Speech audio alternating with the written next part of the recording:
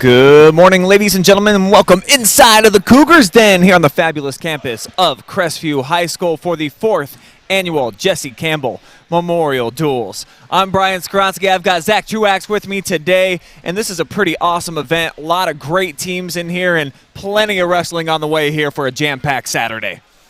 Yeah, Brian, kudos to Crestview bringing in two powerhouse Division I programs. Mentor and Beavercreek are both here. They both went 4-0 on the day. That matchup will be featured a little bit later on one of our side mats. Right now, on mat 2, the black mat in the middle, we're going to watch Crestview go to work with Beavercreek. Crestview is a talented Division I team, a full team. I'm sure the local Cougars, the local guys, will have their hands full in every single match. Yeah, and plenty of great athletes here in the building today. A 2-day event. You got a chance to come over here yesterday, Friday night, and all these great teams. So you already mentioned Crestview and Beavercreek. We've got Northmor, Mentor, Seneca East, Clear Fork, Gibsonburg, Clyde, Ontario, Smithville, all in the building today. And as we're about to get underway, looks like Beavercreek will take a forfeit at 106. So we start the duel off at 106 with a forfeit. And looks like now the teams told me they were going to put guys out, but now we got a forfeit at 113. It looks like, or that might be 120.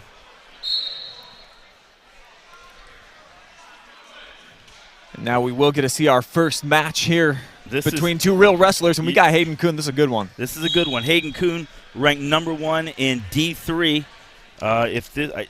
If they jumped all the way to 144, which I'm sorry, I apologize to folks, we don't have the live mat information right now, but he's wrestling Wyatt Klinger from Beavercreek, 144 pounds. Coon, your reigning JC Gorman champion. Nice spin, gets his 2 on the edge.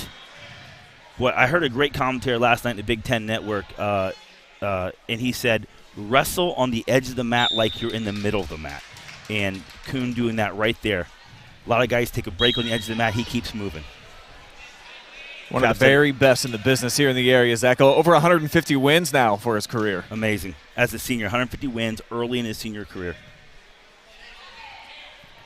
He's got the arm trap, looking for a ball and chain tilt. Got to elevate that bottom leg. If you get the bottom leg elevated, there it goes. Bottom leg elevated. Now he's going to collect some back points. Ref counting him. Holding 3 backs. He's going to come out of that move and get his points.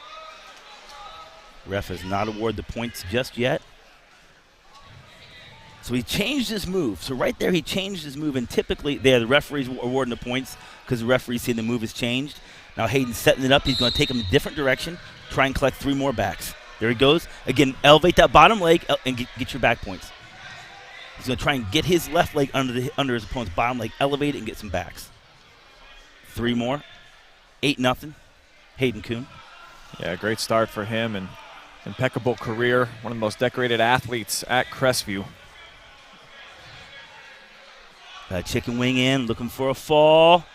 Trying to get that right shoulder on the mat. Steps over. Now you got to sit. If he sits to his butt a little bit, coming back, he's happy to collect his 3 points, but we're at 11-0 in the first period.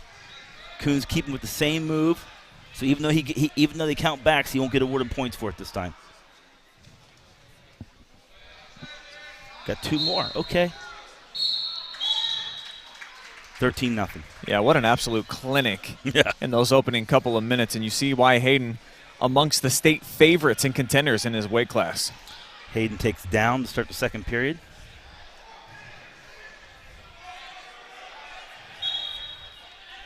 Swims over, and he gets a 2-second escape. Neutral. One more takedown, ices it right here. Let's see what he goes to. Out of bounds.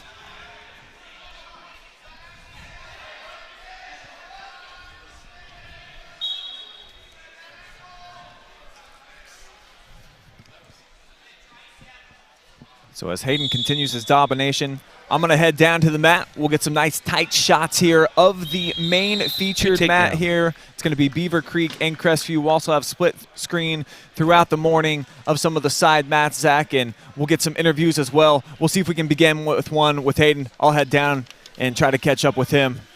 Take it away, buddy. Thank you. I believe now this is, if that was Coon at 144, this looks like Jaden Hendrick. This looks like 150 pounds. This looks like Jaden Hendrick from Crestview. He's taking. Martin is the number 4. Martin, if this is Hunter Martin from Beavercreek, Martin is the number 4 ranked wrestler in D1 at 157. Oh, big head and arm. He's got Hendrick in real trouble there. Got the leg in. He's looking for the quick fall. Martin, Division 1, number 4 ranked wrestler. If this is Hunter Martin at 150. I apologize, we don't have much information up here. We took some notes before the match to try and get the names right, but gets 2 backs off of that. He lets Hendrick up. We're neutral. Score should be 4-1 Martin. Score should be 4-1 Martin. They got it correct now. In deep on a shot. Finishes. 2 takedown. Collects the arm. Roll attempt there by Hendrick. Oh, Martin's got a power half in now. Martin's got a power half in. Working around. Comes out of it. Good job by Hendrick. 2 stand-ups against a top-ranked guy in Division 1. Nice head snap there. Oh, Martin heavy on the head. Sets his shot up there, but would you like to see him close the gap a little more in that shot? There he does it. Oh! Hendrick steps over. Martin comes out, throws the half in. I think this is where the match ends. He looks pretty flat. Hendrick looks pretty flat.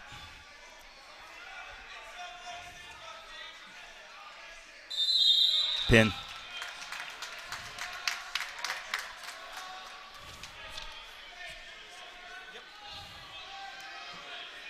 Now this looks to be 157, I think. I think this is 157. Hayden Randolph from Beavercreek. He's wrestling Brant Goon from Crestview. If I got some Crestview people around me that can help me, maybe.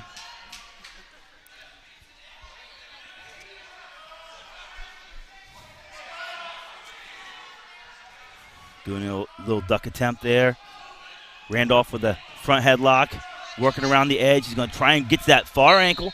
He's at the knee. He needs to get to the ankle there. Oh, now he gets the cradle locked up, going over the top. He's going to try and tripod on his head there to get the pin. He's got the cradle locked up, trying to scoop the bottom leg, comes out of it. Gets his 2 takedown, but gives up a little early on the cradle. Now he's got a cross face, far arm. Needs to elevate that. Going to a cradle, coming back the other way, collecting points. Pin. Another pin for Beavercreek.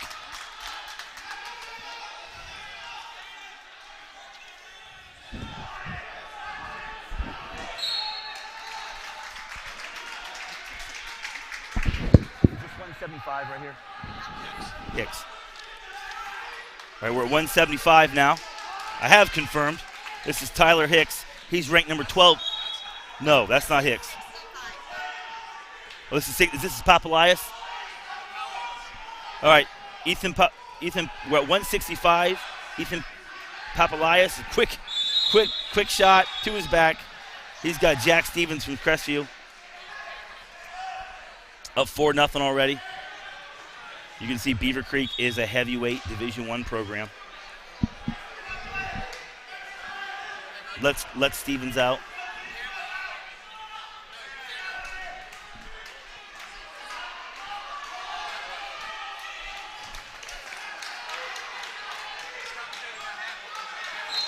Papalias is in on a shot.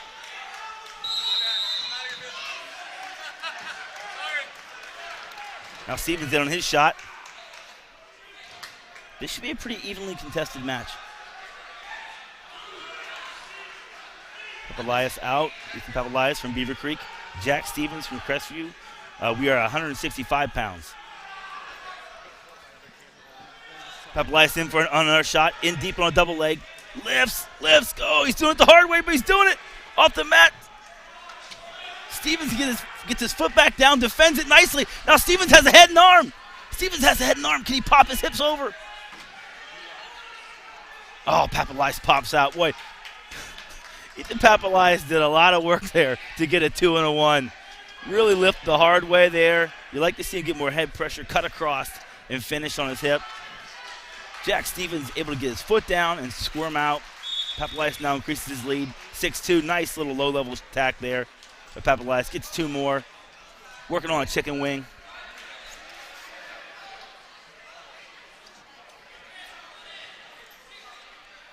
Papalias has wrist control, looking for a quick tilt. Elevates the hip. 1 count. Does he get 2? Yep, he does.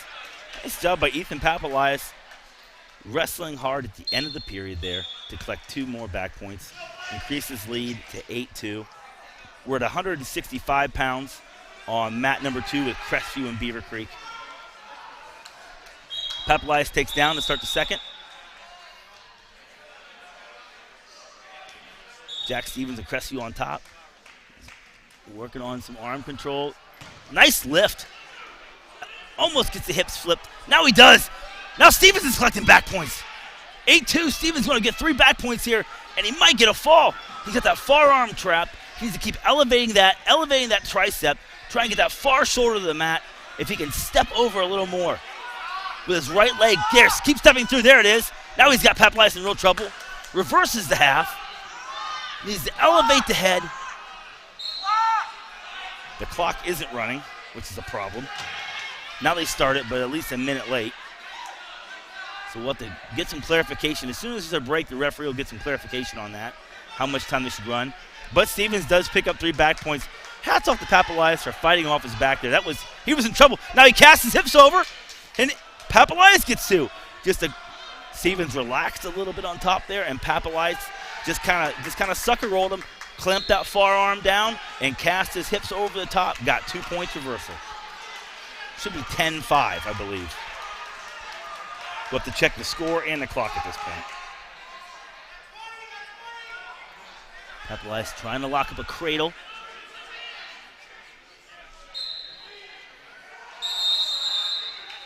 Stevens out, gets his 1.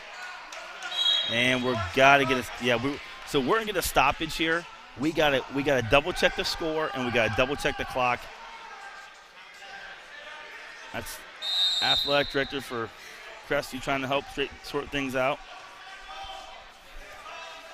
What an action-filled match. Papalias in deep on a shot early. Can't quite finish it. Stevens from Crestview pops out. He almost gets a head and arm. Then he gets away. Starts the second period. Papalias takes down. Gets turned. Fights off his back. Real close to getting pinned. Fights off his back. And then casts his hips over on a sucker roll and gets 2 more reversal. Papalias gets out. So now we're trying to sort out on the main mat how much time's left and exactly what the score is. As you see on the other mats, some of the teams here today not full rosters. So on mat 1, which would be the Ashley University mat, on the left side of your screen, you can see that duel's already over, and the wrestlers are having a good time relaxing. Same thing with mat 5, the AU mat at the top right-hand corner of the screen. No, they do have matches going on. Okay, we're back. So Papalias is up 12-6. They've determined about 25 seconds left in the second period. He's in on a shot, and he finishes 14-6. But Papalias, you hear great coaches talk, and they say they'll tell the rushers all the time, sometimes all you have to do to win is fight off your back. And hats off to Ethan Papalias from Beavercreek. In the second period, that's what he did. He was in trouble, fought off his back. Now he's in command of the match, going in the third period. Stevens takes top. It's an unconventional move. Usually in that spot, you want to have to take bottom. I think the Crestview coaches are thinking they've turned Papalias once. They can turn him again. Papalias gets his far arm trapped again. But this time he's able to get wrist control. Now he's going to cut through. He's got to cut through his right arm, his left arm. Cut through. He goes over the top. Stevens in a seatbelt position, breaks him down. Now Papalias tries to cast his hips over again. And again, he gets loose, but he doesn't get away. Now he's going to sit through. He needs to sit. Keep sitting. Oh, that's close. There we go. That's 2 points reversal for Papalias. Up 16-6 now. And he's in a crab ride position. Oh, that's close to a full Nelson there. Now he's got a half in. Got the half sunk deep. Comes out of it. Well, you like to see him stick with that technique. Get a knee rake in. Get a turn there.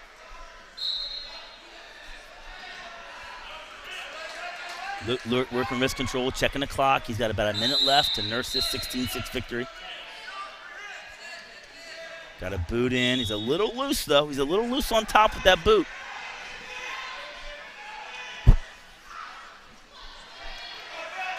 He's got to pick Stevens' head up a little more. Elevate that head to get more pressure. Stevens gets out of it. Papalias working on a major decision for his team. Comes to a cradle. Got it locked up. He needs to put his head in the ribs.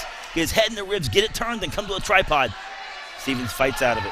But Papalias, he's hit that cradle a couple times, but he's got to get his head buried in Stevens' rib cage to create more leverage there and get a turn.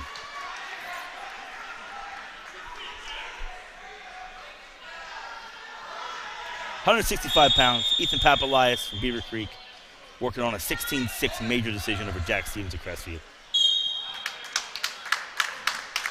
Now on the 175.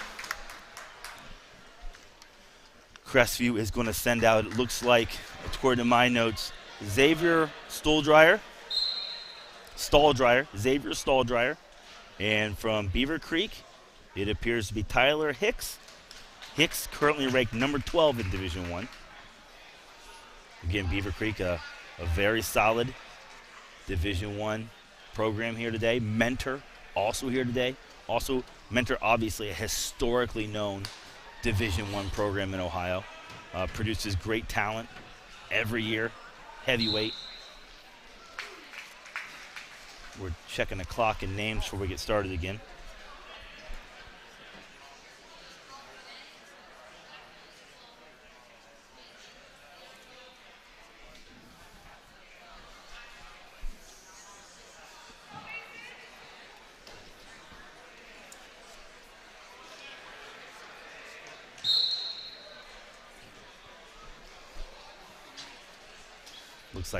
Looks like Beavercreek is on their way to going 5-0 in this dual meet tournament. Mentor, I'm sure, is sitting in the same spot.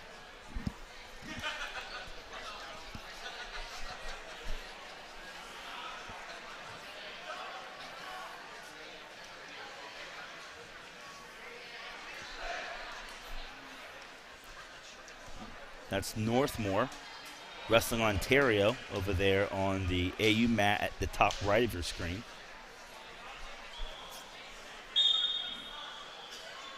And we're still working on some technical difficulties on mat number 2 with the clock and the time.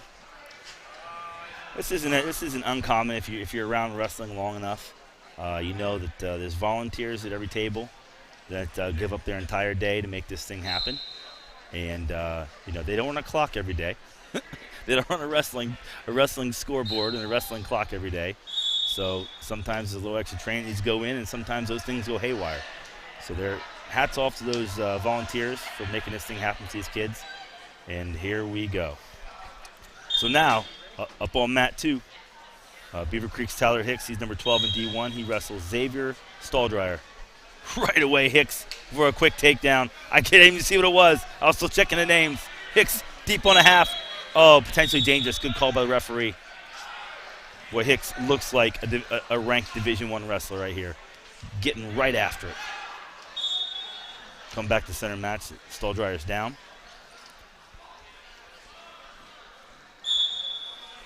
Hicks with a quick breakdown. Boy, if you're a young wrestler, watch Hicks on top. And watch how he uses his feet.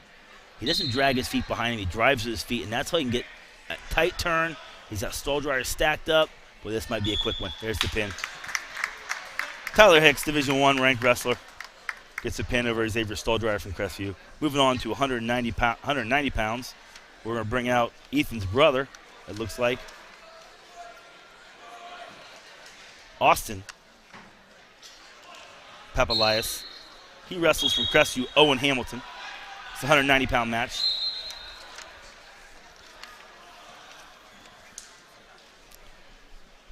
Snap down. Papalias looking for an ankle off a front headlock. Comes out of it. Goes Brand's throw to his back.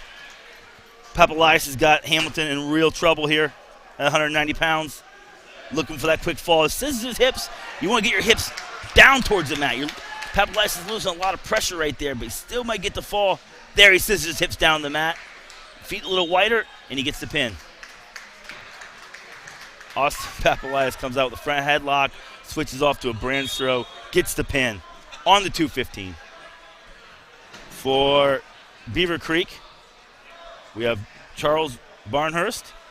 And from Crestview, we have,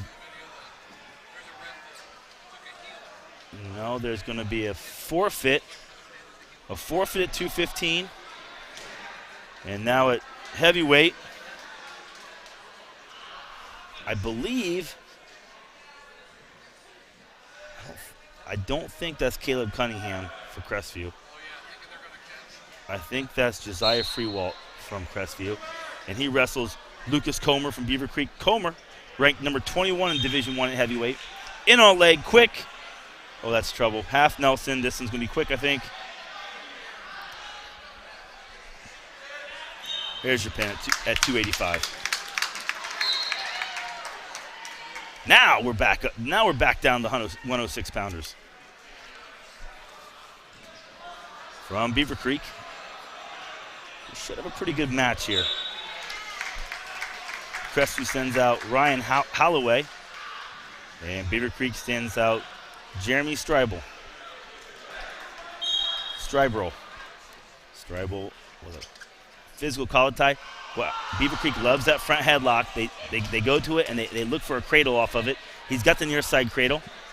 Stribel does. Got the near side cradle looking for a fall. He's got Holloway in big trouble here. He's got backs. I can't tell if he's holding 2 or 3. Stribel got 2 backs, 2 and 2, 4-0. Looking for that cradle again. He broke his hands, and he's coming back to it, so he should get more back points if he gets a turn. Let's see if the ref sees it that way, and he does. Picked up 2 more quick back points off that far side cradle. 6-0. About 1:15 left in the first period. Stribel from Beavercreek. Holloway from Crestview. 106 pounds.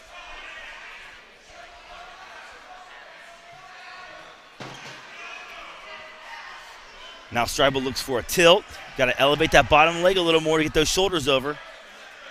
He did get 2. I didn't see the swipes, but he got it. Picking up more. He's holding 2. Now he comes to a half. Now he's at a half and he's looking for a fall. He's got to elevate the head a little bit. He's got to get the hip. There's the pin. Pin for Jeremy Stribel from Beavercreek over Ryan Holloway of Crestview, 106 pounds. And we move on to 113. Now we're at 113 pounds. From Beavercreek, we have Chase Lindenmuth. And from Crestview, Dylan Bird. But Crestview would like to get one back here. There's that front headlock again. Beavercreek loves it. Elbow high front headlock. Chasing the leg. Now he comes to a single. Looks for a dump. Burge looks like he's trying to scoop that far arm, but he's really got to get his hips separated. Lindenmuth collects that far arm. Gets his 2.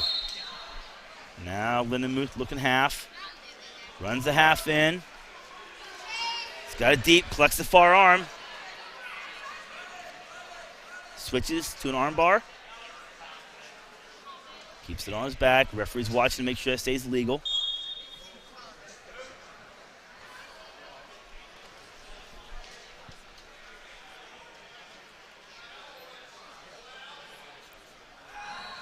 Lindenmuth from Beavercreek with the early takedown. Hasn't quite collected back points yet. He likes that tilt, but he's got to elevate that bottom leg to get the points off that.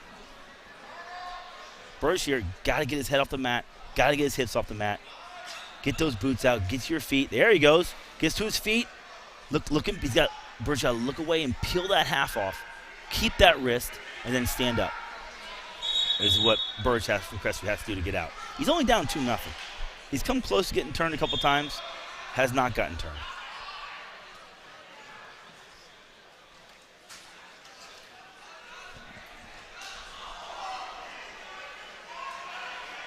.25 seconds left.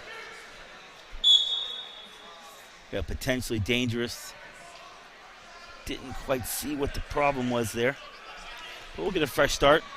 Burge had a chance to get an escape with 21 seconds left. This is the big escape right here. Big ride out for Lindenmuth, too. Burge is up. Got to move his feet. Face. Oh, he really need to get pressure down on the head there. Lindenmuth breaks him back down. Burge got a boot in. We're in a sit-re-sit position here. We're in a sit-re position. Lindenmuth hits a sit, and Burge resits and follows, just like you drill in practice. Lindenmuth's choice in the second. He's going down, up 2-0. Second period. 113 pounds. Crestview and Beavercreek. Looks for a Granby roll. Gets caught. Gives up far side wrist control.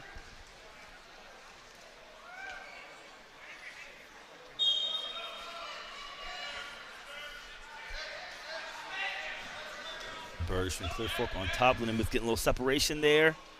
Nothing.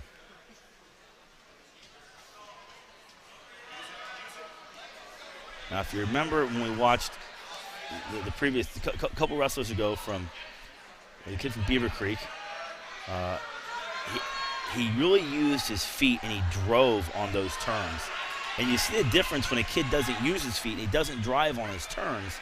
He doesn't create the kind of forward pressure it takes to get a wrestler's shoulders turned over. It's why it's so important not to drag your feet behind you, but to drive with your feet. And both these wrestlers have kind of drugged their feet in this match, went on top. And so they can't quite get the turn. Burge in a little trouble here. Got his hips on the mat. Lindenmuth trying to squirm out. He's inside on the far leg, but he's just kind of stuck there. He needs to actually swim over. Lindenmuth needs to take his right arm and swim it over the hip of Burge. Right there, he needs to swim out, get stuck there. Burge got a boot in, tightens that back up. Oh, this is trouble. Short time left in the period.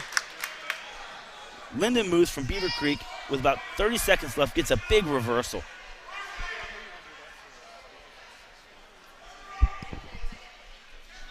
Now he's looking for that tilt. Oh, now he's collecting back points. See how he's got that leg elevated this time? He's got the leg elevated this time. Now he's able to collect the backs.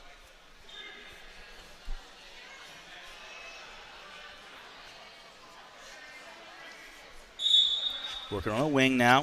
Tilt, working on a wing, up 6-0. Lindenmuth of Beavercreek over Dylan Burge of Crestview. Lindenmuth up 6-0 going into the third period. It's Burge's choice. He takes neutral.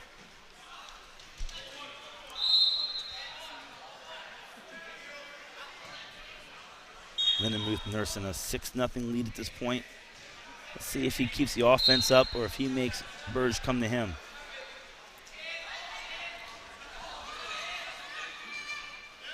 Got that front headlock again.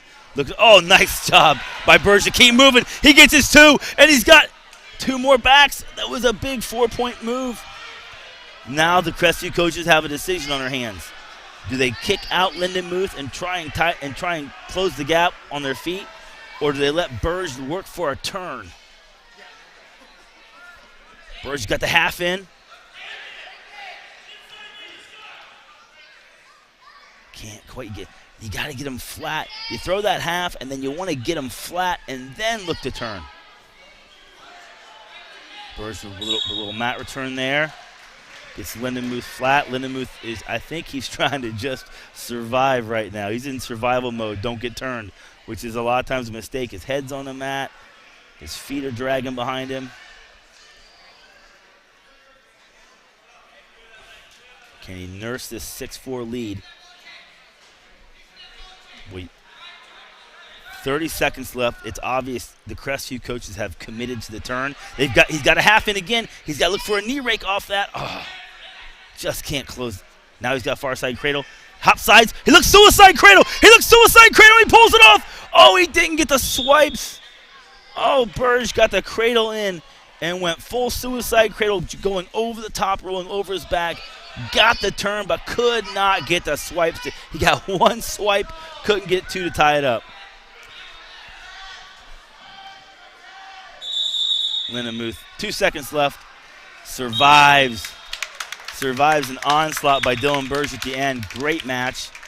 Good match by both guys.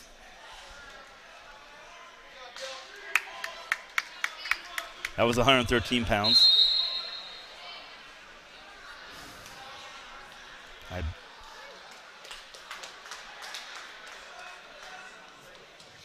Beavercreek's taking a forfeit. I think at 120 there. Beavercreek picked up a forfeit. And I think this is 126. Logan Besecker and Gage Bowman.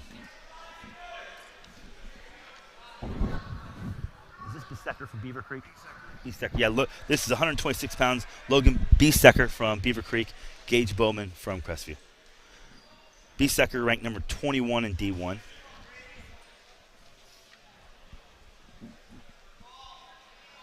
Appreciate the fans around me helping me out a little bit with the names.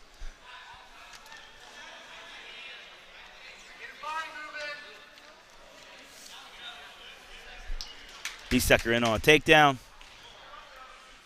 Looks tilt. Oh, great job. Great job by Gage Bowman of getting his hips out of that. Besecker went for that tilt, got his hips a little loose. Bowman able to hip heist out of it, get his two. Besecker comes back. He gets two on a reversal. Now he's working. I don't know. Let's see if he goes back to that tilt again. Looks like he's working a wing. He's got a boot in. Looking for a ball and chain here. Pulls that arm in, looking for a ball and chain. He's got to get that a little tighter before he goes rolling across his back with it, though. And he lets Bowman out. We're 4-3. 34 seconds left in the first period. Logan Besecker from Beavercreek. Gage Bowman from Crestview, 126 pounds. Again, hats off to Crestview for taking on Division I, Beavercreek, and Mentor this week. And also a stout Division II team in Clyde, Ontario, and Clear Fork. Stout teams. Nice takedown by Besecker.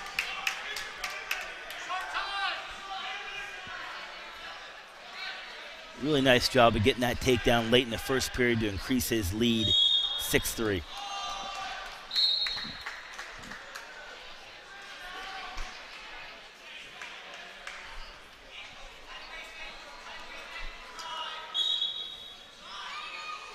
Besecker stands up there. Bowman from Crestview looking to get him the mat. He's got to get him down quick, though. Drops to a leg. He's going to try and dump that here. He gets a stalling warning. Stalling warning on Crestview. Guy stands up. You got to get him to the mat, or it's stalling. Besecker gets away anyways, gets his one. That's the worst case scenario for Gage Bowman.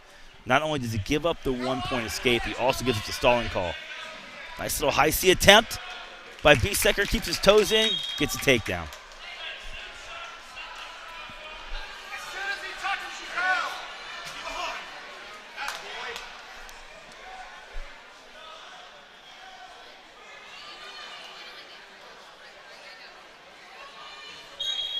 Minute 30 left in the second period. Oh, Besecker gets a tilt. Boy, he likes that tilt, but he lets his hips get a little loose on that tilt.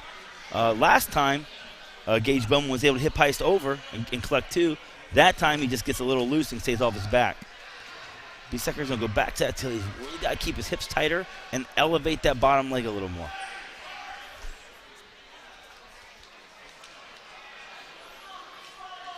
Now Besecker working an arm bar. Got the arm bar. Comes out front. We'd like to see him stay behind there. And Gage Bowman gets this an escape. Besecker had a nice arm bar. He should have stayed out back. Should have stayed behind Gage Bowman. work that bar. Instead, he kind of tries to come out front there a little bit.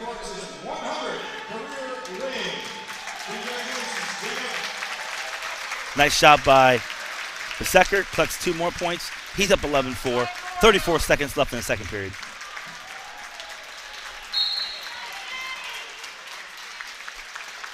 And it looks like Jacob Ohl. I think it's Jake.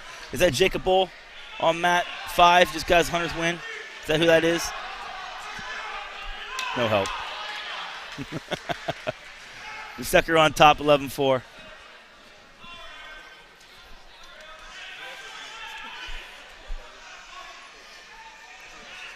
That tilt. Now he's got a half in. That's solid technique. Looking for the fall and gets 2 points. I think he ran out of time before he got the fall. Bowman's choice. No? What's going on? What's going on? I think, let's see here. No, yeah, time ran out before the fall. So we'll go to third period. Beavercreek of Beavercreek up 13-4. Bowman from Crestview takes down. Beavercreek says, nah, we're going to be on our feet. I'll give you that point. Kicks him out before the period starts, and we're 13-5.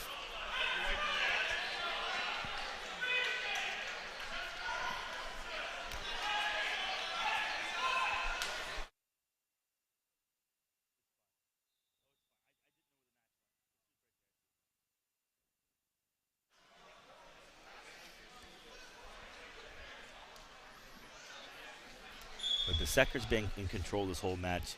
You'd like to see him really keep his foot on the gas pedal, as I like to say, and keep scoring and finish the match. Get some bonus points for his team. Bowman's got a headlock in, but it's not quite tight enough. Beavercreek works his way out of it.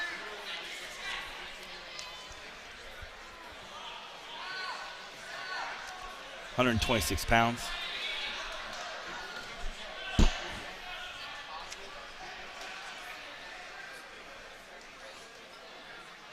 Oh, Beavercreek with a fireman's carry, really nicely set up. Gets 2, collecting back points, and that's the match. Nice job by Beavercreek. Felt Bowman toss that underhook in. Bowman tossed the underhook in. Beavercreek just uses it, goes to a fireman's carry, and finish it. And the problem with the underhook that Bowman had, it wasn't tight, it was loose. Beavercreek felt it right away, went right to a fireman's carry, gets the pin, and that's the final match of the duel.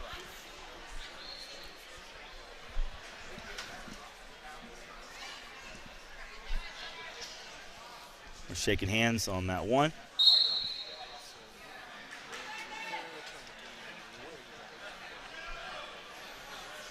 That's some nice competitive matches, that duel. We'll stay on mat 2 for the next match.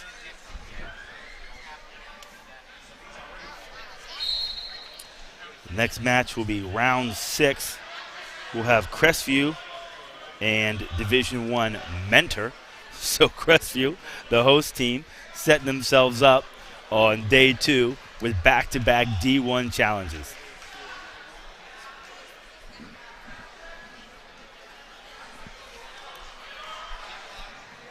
I think we still have action going on mats 4 and 5.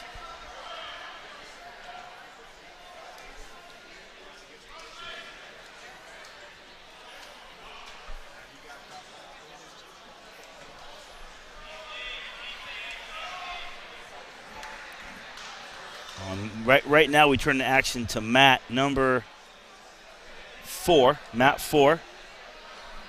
On mat 4, currently this round, we have Mentor taking on Clyde. Mentor and Clyde looks like lightweights. They must have started off about the middle of the lineup. Can't quite tell. Don't have names. But that's a Mentor wrestler. He's got a near side cradle. He's looking for a fall.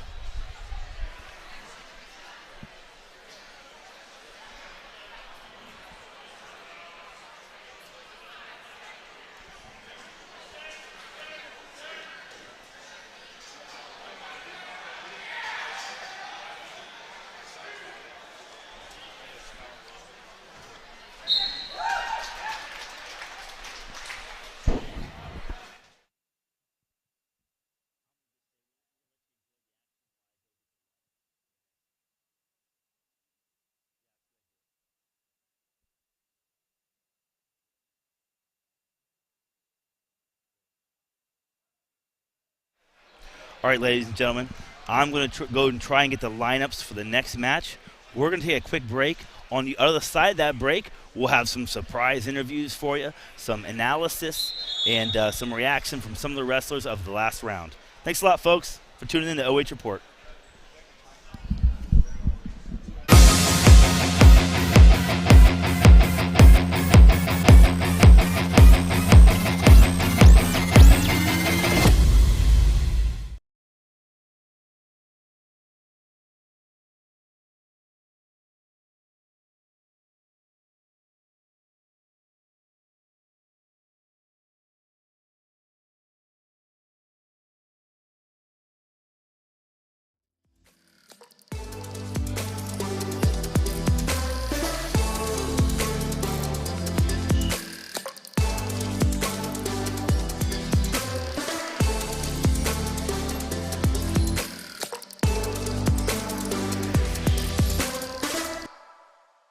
Instead of paying for some big-name spokesperson, Kasasa Checking gives that money back to you in cash rewards. In fact, you just bought me this cup of coffee. See how that works? Amazing! Free checking, cash rewards. Take back banking with Kasasa.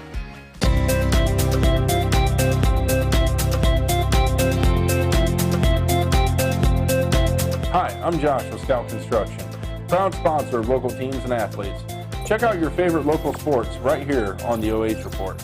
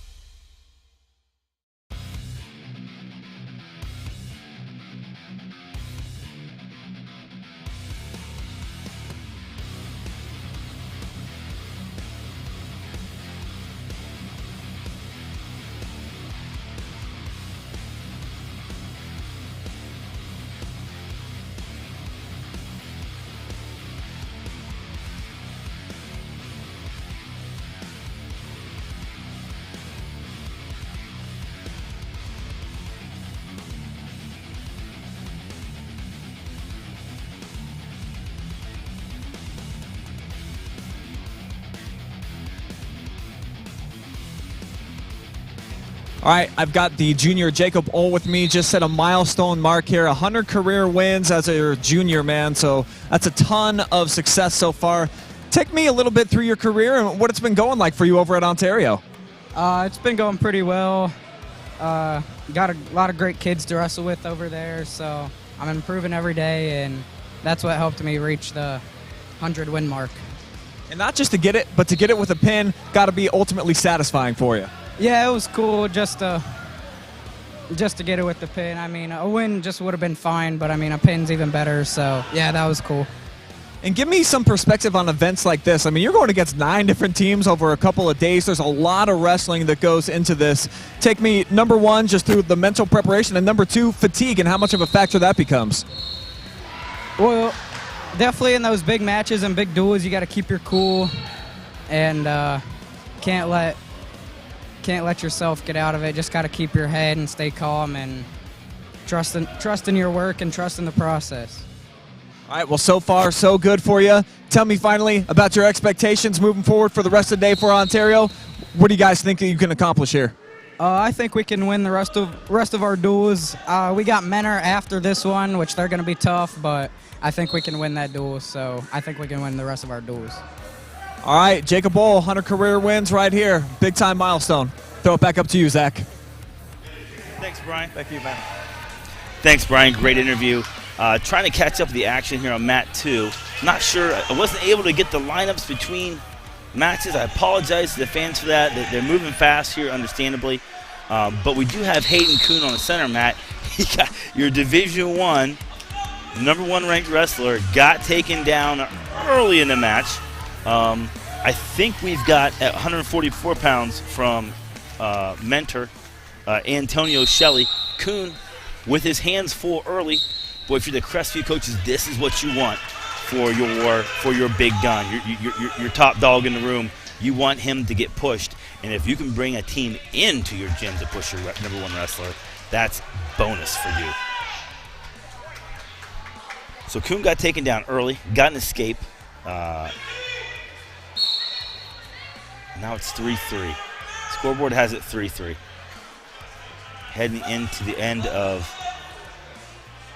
the first period. Believe he got a takedown there, and Shelley got away. So we're in a bit of a dogfight here going in the second period for the hometown favorite, Hayden Coon.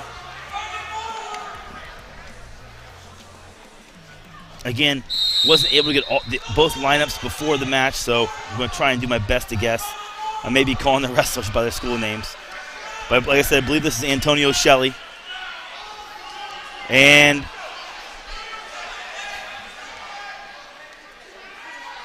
Shelley was warned for stalling. Coon still gets away. He's now up 4-3. They've got, on the scoreboard, they've got Crestview as the guest. So they're indicated by the red wristband. Mentor is actually home on this mat, represented by the green wristband. So in wrestling, green is always home, red is always away. So in an odd twist, Hayden Coon is the away wrestler on his home mat. In deep on a shot, cuts across the finish. Boy, I like that finish a lot. Gets his 2, now he's up 6-3. Now Coon working wrist control on top. Goes far side elbow.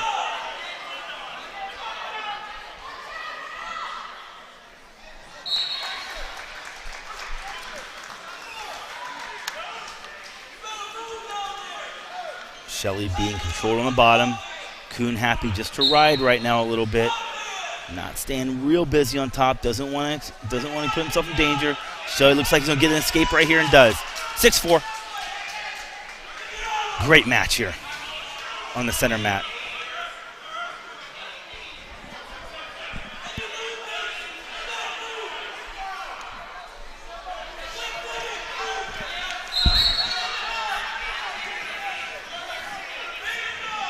Shelley himself is right now ranked number 9 in Division I. He's ranked number 9 at 138. So we've got 2 really high-ranked wrestlers on this mat right now getting after it. They're at 144 pounds. Hats off to Menor for bumping Shelley up to take this match and get a good match for both guys. Third period, Shelley's choice. He's going to take down.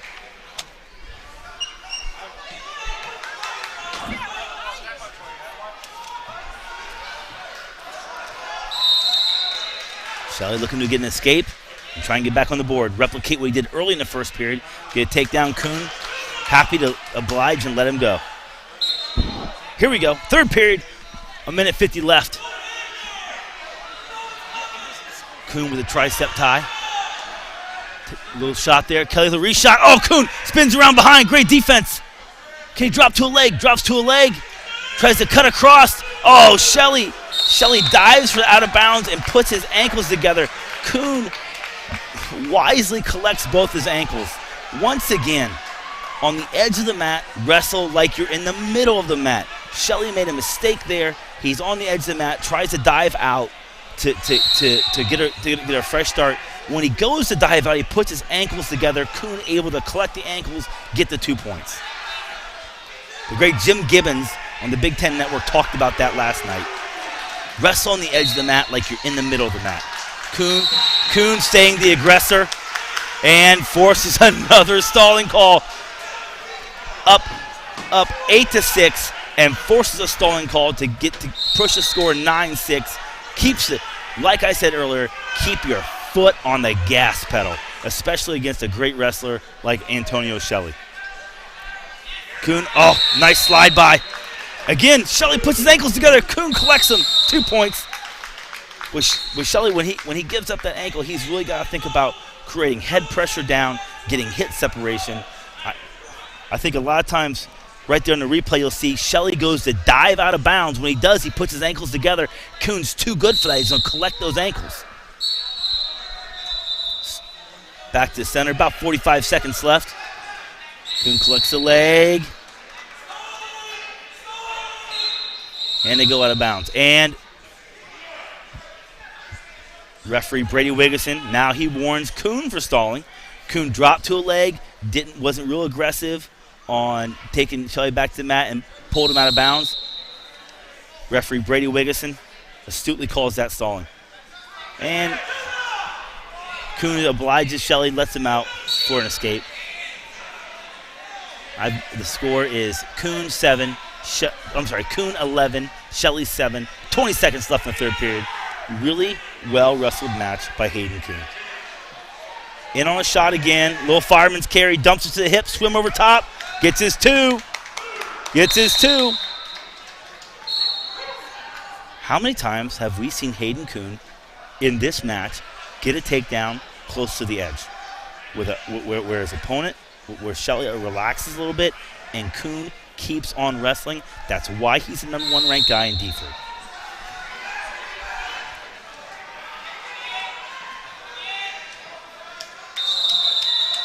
Boy, the AU coaches, Hayden Coon, and I believe is an AU commit for wrestle at Ashland University. AU coaches are going to like that. Their commit put one on a ranked Division I guy. I believe now we are at 150 pounds.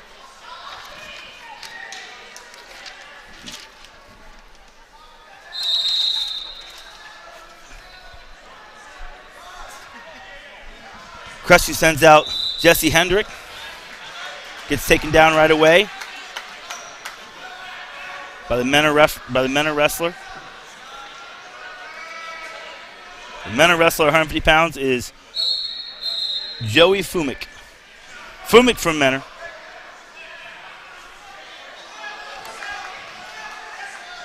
Hendrick from Crestview. Fumik from Menor, Hendrick from Crestview. Fumik up 2-1. About 1:30 left in the first period.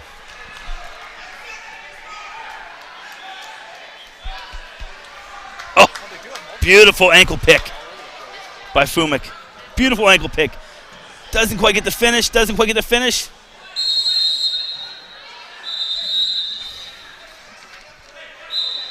Hendrick able to squirt out of bounds there. Fumik with the early takedown. Hendrick with the escape. Fumik, beautiful ankle pick, just could not quite finish it.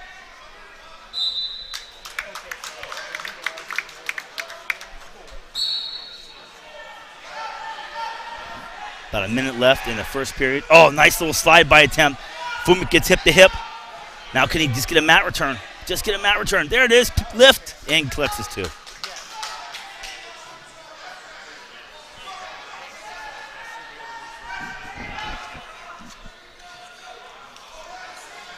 Now Fumik up 4-1. About 35 seconds left in the first period. Working that wrist control. Close to the edge of the mat. Looking for a tilt. Gets it. Oh, can he get that? Oh, just misses it. Oh, he does collect 2. Fumik hit that tilt. Got himself into a little bit of trouble when Hendrick was almost able to hip heist over. But now he collects 2. Shoulders are out of bounds. Not getting any more. If we were at the next level, the referee still be counting at high school.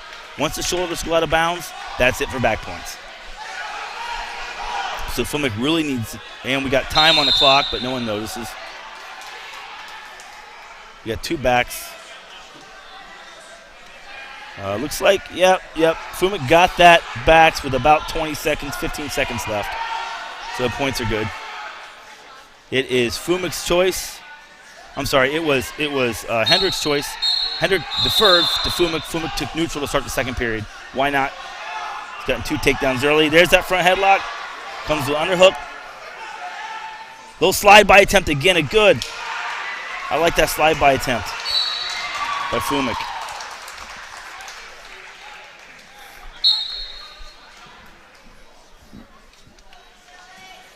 Now getting wrestled in the middle of the mat.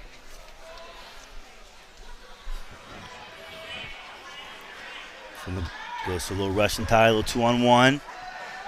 He's going to try and get hip to hip here. Comes under. There he goes. It's hit the hip. Now mat return. Gets his 2.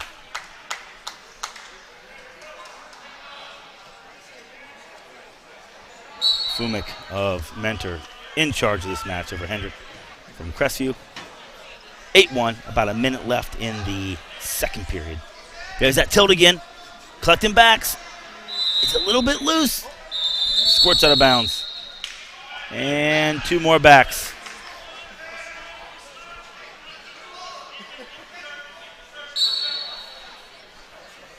Back to center. Hendrick down. 10-1. About a minute left in the second period. Fumik gets wrist control. Looking for that tilt again. He likes that little bulldog tilt. And he's going to get all 5 swipes now, collecting 3 back points. Hendrick looking to hip heist over. Can't quite get there. Fumik now with a reverse half. Now he's looking for the fall. Got a little grapevine going there. If he can elevate the head, he can get the fall. Hendrick squirts out of it. Fumik now comes to a Brands position. A little Brands throw with a half Nelson. And Hendrick again squirts out of it. So now we get 3 for Fumik. 1 escape for Hendrick. 13-2. 20 seconds left in the second period.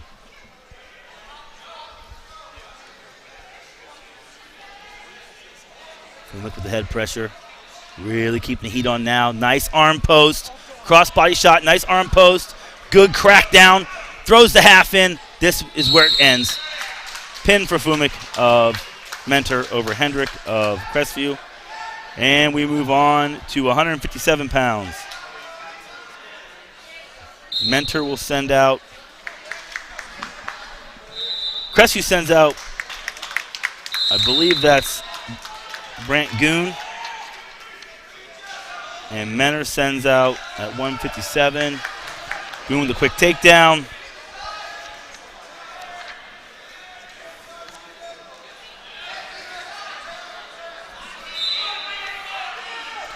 This is Ian. 157 pounds for Mentor. He's gotten taken down. The Crestview wrestler has gotten 2 takedown, 3 back points. He's up 5-0. About a minute 30 left in the first period.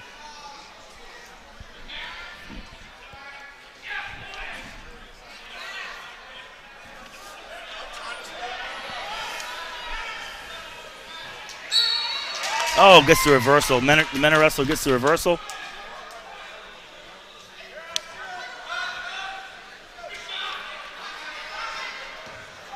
Ian Kamalitis from Menor. Got the reversal there. Crestview got the escape. Goon got the escape. And gets taken down. 4-6. Now we got a competitive match between Goon of Crestview and Kamalitis of Menor. Sorry to his family for butchering that last name.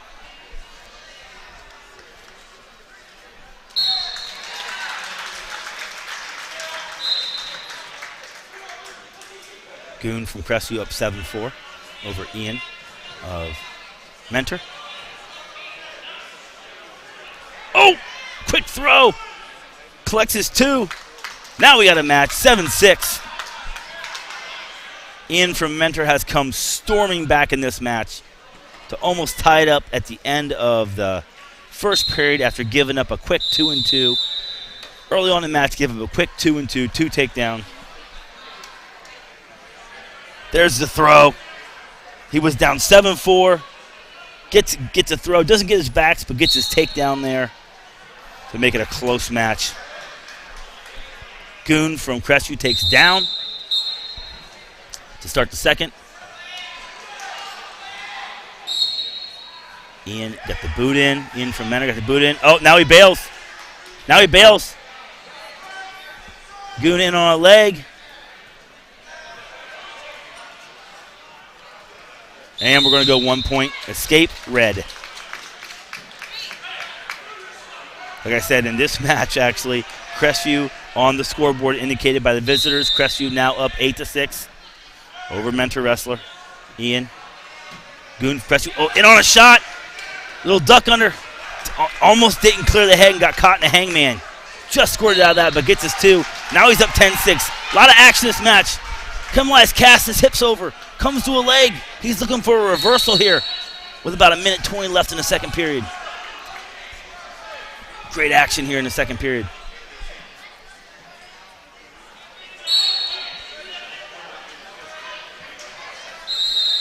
Stalemate. Coming back to the middle. Ian will be down. Goon will be on top for a reset. Goon wants to go neutral. He's telling his coach, I'm going to go neutral. Signals it to the referee. And we're neutral. 10-7. Goon trusts in his feet. They can get this takedown here. Looks for that little duck under again and hits it this time. Does a much better job of clearing his head that time to get his 2. And I think Goon has found something in this match that can work. Looking for that tilt. That tilt's what he went to early on in the match to collect his back points. Lets Ian out. Oh, Ian right in on a shot. Boy, you got to protect your feet. Lifts, dumps, 2. Got a reversal. Never got the escape, boy. If you're the Menor coaches there, you'd really like to see the referee give a 1 and a 2. They'll settle for a 2. Escape. Oh, gets his hips a little loose there. Goon can come around. He can get 2. 2 reversal. 14-9. A basketball game is broken out on the middle mat. 14-9 in the second period. High-scoring affair. Right there. Well, you kick a kid out, you want to protect your ankles. Ian did a great job of reattacking. Boom! Getting his 2 points. Oh, he just missed the half there to get some backs. Great lesson there. You let a kid out. You got to protect your ankles. If you're Menor, boy, if I'm the Menor coach, I might have been lobbying a little bit more for a 1 escape and a 2 takedown. The referee didn't see it that way. The esteemed referee, Brady Wiggison, teammate of mine from college. I'll be talking to him afterwards about why that wasn't a 1 and 2. I'm sure he'll be thrilled to answer that question. Third period. Menor wrestler takes down. Goon's on top. Gets wrist control. He's up 14-9 on top. So that wrist control. Looking for a cross face to collect that far arm. Maybe trying to set up a butcher or something. There's a half. He can hop sides. He's got to hop sides now. He's got to get his feet on the same side as the half. There he goes. No, he's got to turn his hips down. He's got his hips facing the wrong direction. But he's still pulling it off. Oh, he's still got the turn. And he's looking for the fall. Close this thing out for Goon. Great match. Lots of action. On to 165. See if Crestview sends out. Right there. Crestview wrestler gets the turn, gets the swipes, and gets the fall. Crestview now sends out, I believe this is Jack Stevens from Crestview. And we'll try and get the mentor wrestler's name. 165, Liam Lloyd. So 165, Stevens from Crestview. Might have been Landon Walters, but I think it's Brent Goon. I think. 165, looks like Jack Stevens from Crestview. And he wrestles Liam Lloyd from Mentor. Stevens from Crestview, Lloyd from Mentor. First period, 165 pounds. Right away, Stevens in on a double leg. I'm sorry, Lloyd in on a double leg. Lifts. Got the forearm collected. Looking for a turn. Little barbed wire action there. Some guys call it barbed wire. Not quite. There it is. Now he's getting the swipes he wants. Readjust. This is trouble. This is trouble. Lloyd looking for the fall here at 165 pounds in the first period. Adjust. Reverses his half. Oh, good job by Stevens to fight off his back there. 5-0. Lloyd, first period. Now he's looking arm bar. Brings that through. Little wing. Steps over. Stevens rolls through. Lloyd back with a chicken wing. Now he's got to take big steps around the head. Sit through. Collect it. He's going to get some 5 backs here at least. See if Stevens can fight off again. This one's a little tighter, though. 3 more for Liam Lloyd over Jack Stevens. Liam Lloyd of Mentor, Jack Stevens of Crestview.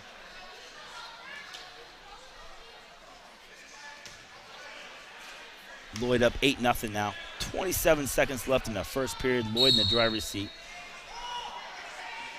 He's got that wing in again. Now he's going to scoop the head. He's in much better position. Look for the fall. 15 seconds. He can really take his time and try and pick that far arm up. Yep, just like that. Pick that far arm up, and that'll pull that near shoulder to the mat. Referee looking for the fall. Stevens squirts out again. Oh! What are they going to call? Is it a pin or is it time? It's a pin. 175 pounds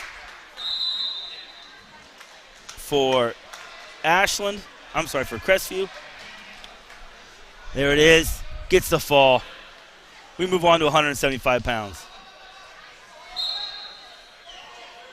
For Crestview, I believe this is Xavier Stalldryer. And for Mentor, 175 pounds, Brian Horgan. Stalldryer of Crestview, Horgan of Mentor. First period, 175 pounds. Quick takedown. Quick takedown for Brian Horgan of Mentor. And he got a cradle, looking for a fall. That's tight. That's trouble. He's got to put his knee in that hip, push that hip away a little more, and that pulls the shoulders to the mat. He's got that knee kind of laying on top of it. There, he gets it anyways. See, right there, you'd like to see him put his knee in the hip, push the hip away, and pull the shoulders to the mat. But he's got the top half tightened up where you can see Stalldryer's face is red. That cradle was tight. On to 190 pounds for Crestview. We've got, I believe this is Owen Hamilton for Crestview. And for, no, I'm sorry, this is 190 to 215. I'm not sure. I believe this is Owen Hamilton of Crestview and Ben McWilliams. Ben McWilliams of Mentor. Hamilton of Crestview. Hamilton of Crestview. McWilliams from Mentor. First period, 190 pounds.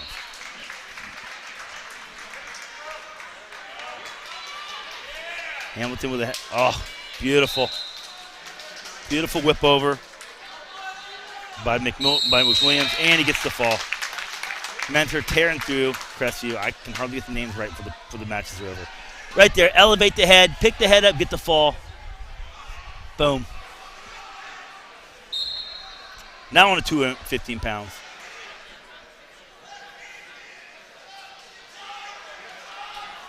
I believe at 2:15. I believe this is Josiah Freewalt.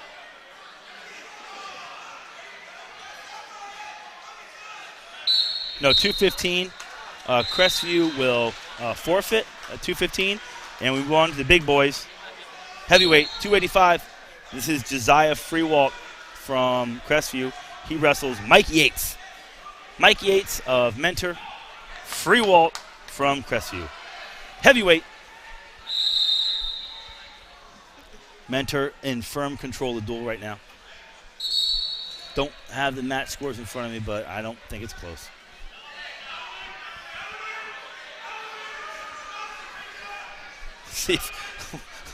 We'll see if we get a little bit of a slowdown this match with the big boys wrestling.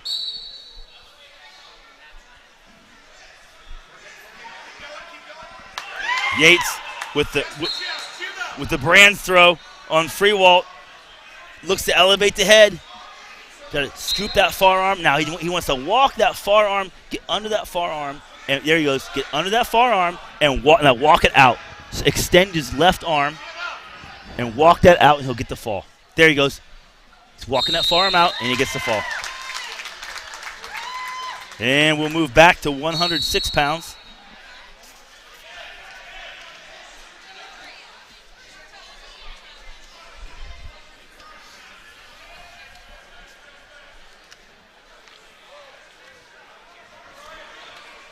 Their men wrestler's got the Brands throw, scoops under the arm. He wants to walk that arm out. Once he scoops it and walks it out, he gets the pin. We're at 106 pounds. Ryan Holloway from Crestview. He wrestles Beacon Hahn from Mentor. Holloway and Mentor, again with a quick takedown and collecting back points. These Mentor wrestlers, they are on a business trip, folks. They are not messing around. Every match, they've been the aggressor, and as soon as they get on top, they're looking to score points in it with a turn. Typically, it's been a tilt. They like the arm bars, though, as well. Kind of set their arm bars up with the tilts. Hahn, 2-on-1. Going to try and get hip to hip. Now he comes to a Brands throw. If he can collect the chin there. Comes to front headlock, steps through, front near side cradle, scoops the leg. Oh, this is trouble. This is trouble for Holloway.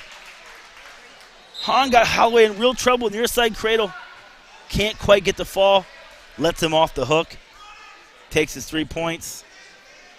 Kicks him out. There, he's got the near side cradle locked up. Can't quite see where the other shoulder is.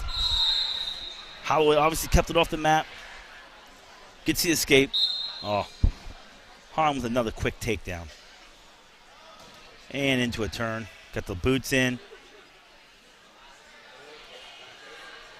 Got the near arm collected. Bet you comes to a half right here. There's a power half right there. Scoops the other boot in. And collecting swipes. Up 11-2. Looks like it's going to be at least 14-2. Short time left in the first period. Now he's got the body scissors. Tries to really stretch Holloway out to get the fall. Holloway doing a great job staying on his toes, using his feet to fight off the time. Fight off his back. Good job by Holloway. Fighting off his back. Hahn takes a 14-2 lead in the second period. Holloway's choice. Why not? Why not? Holloway getting a little outclassed in that first period. It's his choice in the second period. Why not put him on top? Give him a chance to work the top position. Hahn with a quick sit. Tosses the boot in. Hahn looking to lock up that near side cradle again. Gets his reversal. That's 2. And I don't think Holloway's getting out of this one. Pin. Beacon Hahn, your winner with a pin over Ryan Holloway of Crestview. And we won the 113.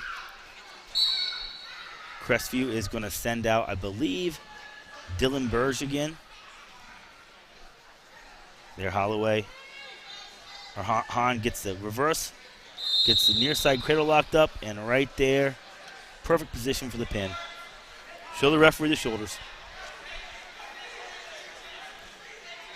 We are back on action on mat 2. We've got at 113 pounds Dylan Burge of Crestview. He wrestles Danny Mortel of Mentor. Mortel looking for a throw there, just kind of falls to a hip, and Burge able to collect 2 points. But Burge was in a bit of a dogfight last match, if I remember correctly. Now he's on top. Got wrist control. Looks like he's going to a tilt. Yeah, elevate that bottom leg, can get his points. Wait, how many times have we seen that all day? The wrestlers, they go to hit that little ball and chain tilt, some people call it, and they don't elevate the bottom leg, but there he comes back to a reverse half, looking for a fall, got the leg collected, got a reverse half, just can't quite get the head elevated for the fall, but he's going to get 3. Oh, there's the fall. Shoulders on the edge of the mat. Nice job, Dylan Burge. We move on to 126 pounds, right there on the fall, right on the edge of the mat. I believe we're at 126 pounds now. Crestview sends out Gage nope, we're going to have a forfeit. Not sure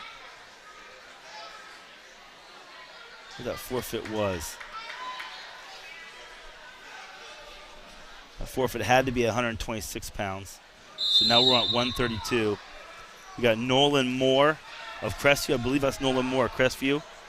And he is wrestling Jack DeBow of Mentor. Oh, quick takedown. Looking at the names, and I'm missing the action. Quick takedown for DeBow. Gets a 2 and a 3. Letting the Crestview wrestler up. 1 escape. Mentor in firm control. Division 1 Mentor in firm control of this duel. Another takedown. Another escape. Lets him up. I think DeBow's just going to try and expand his lungs this match. Get some takedowns. Pad that stat sheet a little bit. 9-2. Now he's got a boot in. Going to collect some backs.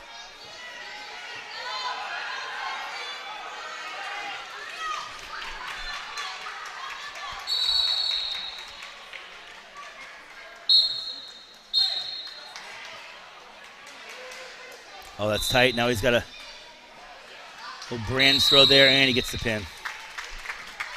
That was 132 pounds. I'm on to 138 right there. The forearm. See how he scoops the chin? He's got the chin there, and then he picks the head up, and you get the fall. That's the key to that move right there. When you reverse that half, you want to scoop the chin, really pick that head up off the mat, make that move tight, and that concludes our duel. We'll go take another quick break. I will do my best to get the lineups for the next match, folks, so you can have some accurate names. I apologize if I can't do that. The tournament's moving pretty quick, so.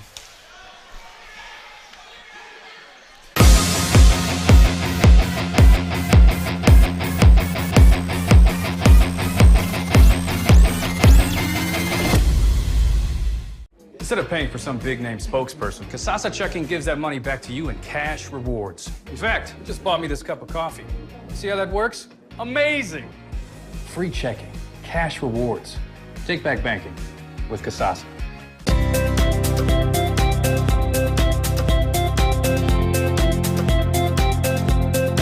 Hi, I'm Josh with Scout Construction, proud sponsor of local teams and athletes.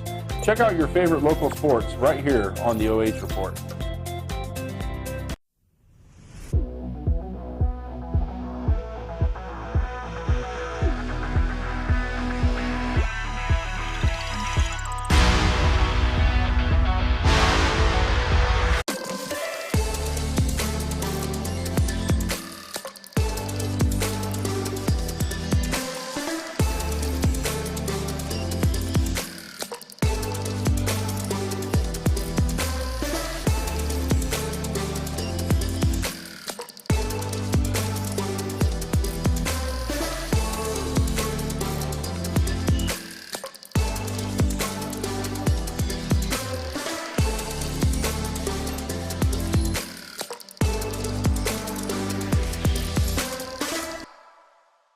Instead of paying for some big-name spokesperson, Casasa Checking gives that money back to you in cash rewards. In fact, you just bought me this cup of coffee.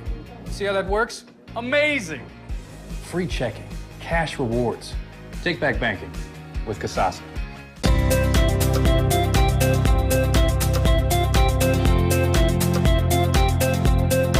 Hi, I'm Josh with Scout Construction, proud sponsor of local teams and athletes.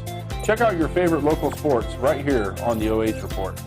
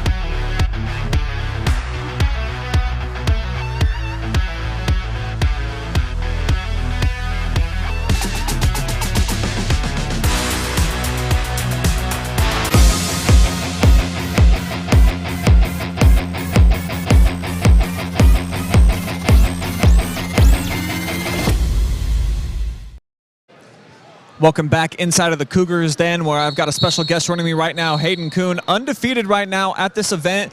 Give me some quick insight about things like this, where you get to see a lot of different kids all in a matter of 2 days. How much value you put on this? It's really nice. You know, our coach brings in a lot of D1 schools and D2 schools in here, so it's good competition for us being a smaller division. So I really like getting all these good matches in a 2-day span. And for you right now, ranked number 2 in Division III, getting to go against some of this top competition, still undefeated. How much pride do you take in that, going against some of the big dogs and still coming out on top? Obviously, I just go in every match expecting to win, so I just wrestle every match the same, wrestle it hard for the full 6 minutes, and if I get my hand raised at the end of the match, it's always a plus. I'm sure you haven't had much time to reflect on this, but over 150 career wins for you now. That's a huge milestone for any wrestler. Pretty special accomplishment. Yeah, it's real nice. Not many people get to 150 wins, so I just appreciate every day getting to wrestle my best and wrestle my hardest, so I just really appreciate getting that far. All right, moving forward the rest of the day, you already went against a couple of the D1s. What's your expectations for yourself? I imagine 9-0, correct? Yeah, obviously I'm expecting to go out there and win the rest of my matches, so I'm just going to go out there and wrestle hard the rest of the day, and whatever happens, happens. All right, Hayden Coon, 2-0 so far today. Looking for much more, still 3 matches to come with this gentleman and the rest of the Cougars when we return right here on the OH Report.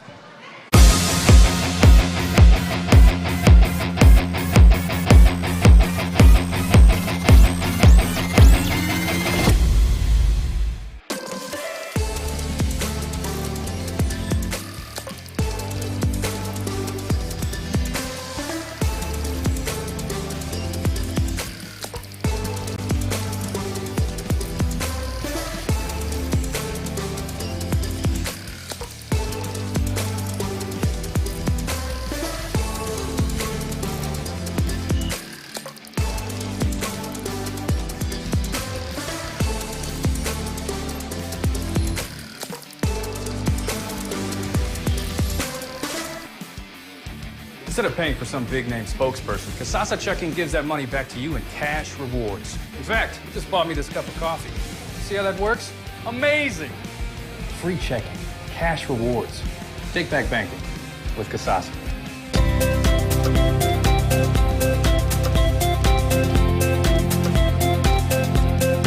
Hi, I'm Josh with Scout Construction, proud sponsor of local teams and athletes. Check out your favorite local sports right here on the OH Report.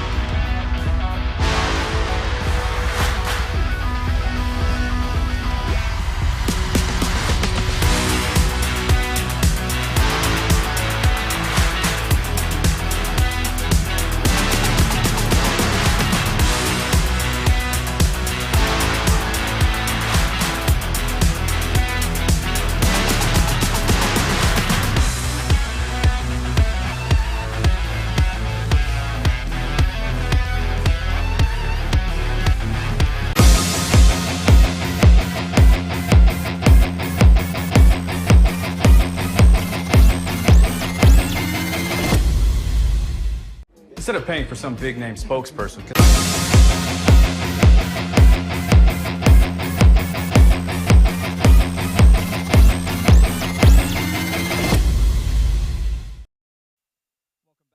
Jesse Campbell Memorial, where I've got the athletic director here for Crestview and kind of the event coordinator as well.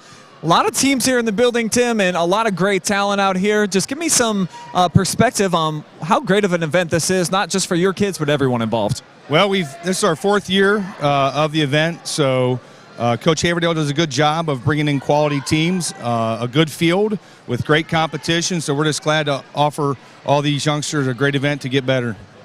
And, yeah, to have teams from all over the region come in here, well, what does it take to put together an event like this from your eyes?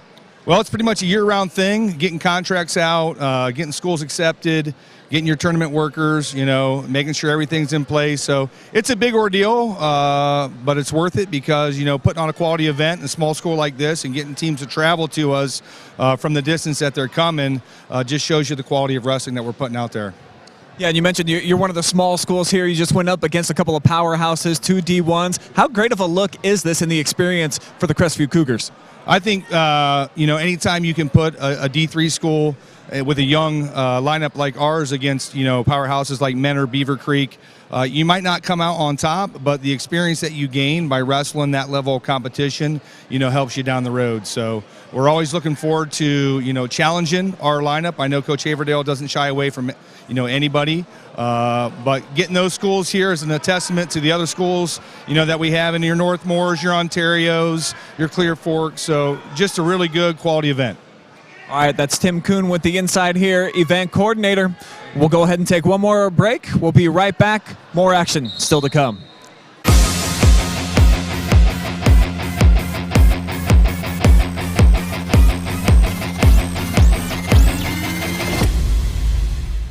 Instead of paying for some big-name spokesperson, Casasa Checking gives that money back to you in cash rewards. In fact, you just bought me this cup of coffee. See how that works? Amazing!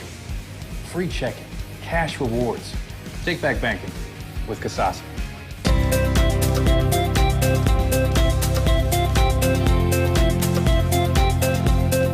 Hi, I'm Josh with Scout Construction, proud sponsor of local teams and athletes. Check out your favorite local sports right here on the OH Report.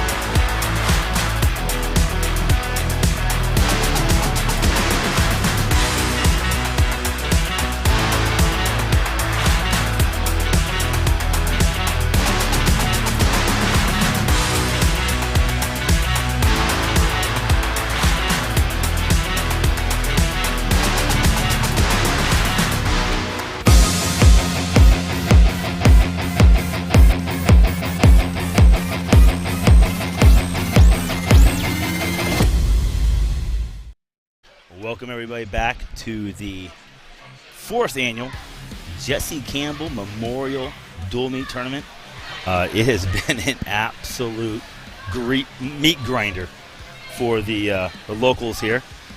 Bringing my man Brian back up to the booth with me. Great action that last match. People sometimes talk about the difference between Division I and Division III. Right? And in basketball and football, since it's a team sport, a lot of people tend to think that obviously, well, not technically, but obviously Division I has an advantage because of numbers. But sometimes people think there's not much difference between Division I and Division III wrestling. And I think that match We kind of just saw, right? you did kind of see. Mentor, one of the biggest schools in the state. Not sure what their numbers are on the wrestling team, but I'm willing to bet there's much more competition in the room to make the starting spot. And those kids, they're just a little more prepared sometimes than Division III kids. Now you get to the upper echelon, the Hayden Coons, right? He can hang with those guys, with those mid-level wrestlers, and that's where you win a duel. You don't necessarily win a duel with your best wrestler. Sure. You win a duel by maybe your least experienced wrestlers, keeping matches close, or getting wins over the other team's least experienced wrestlers, especially bonus point wins.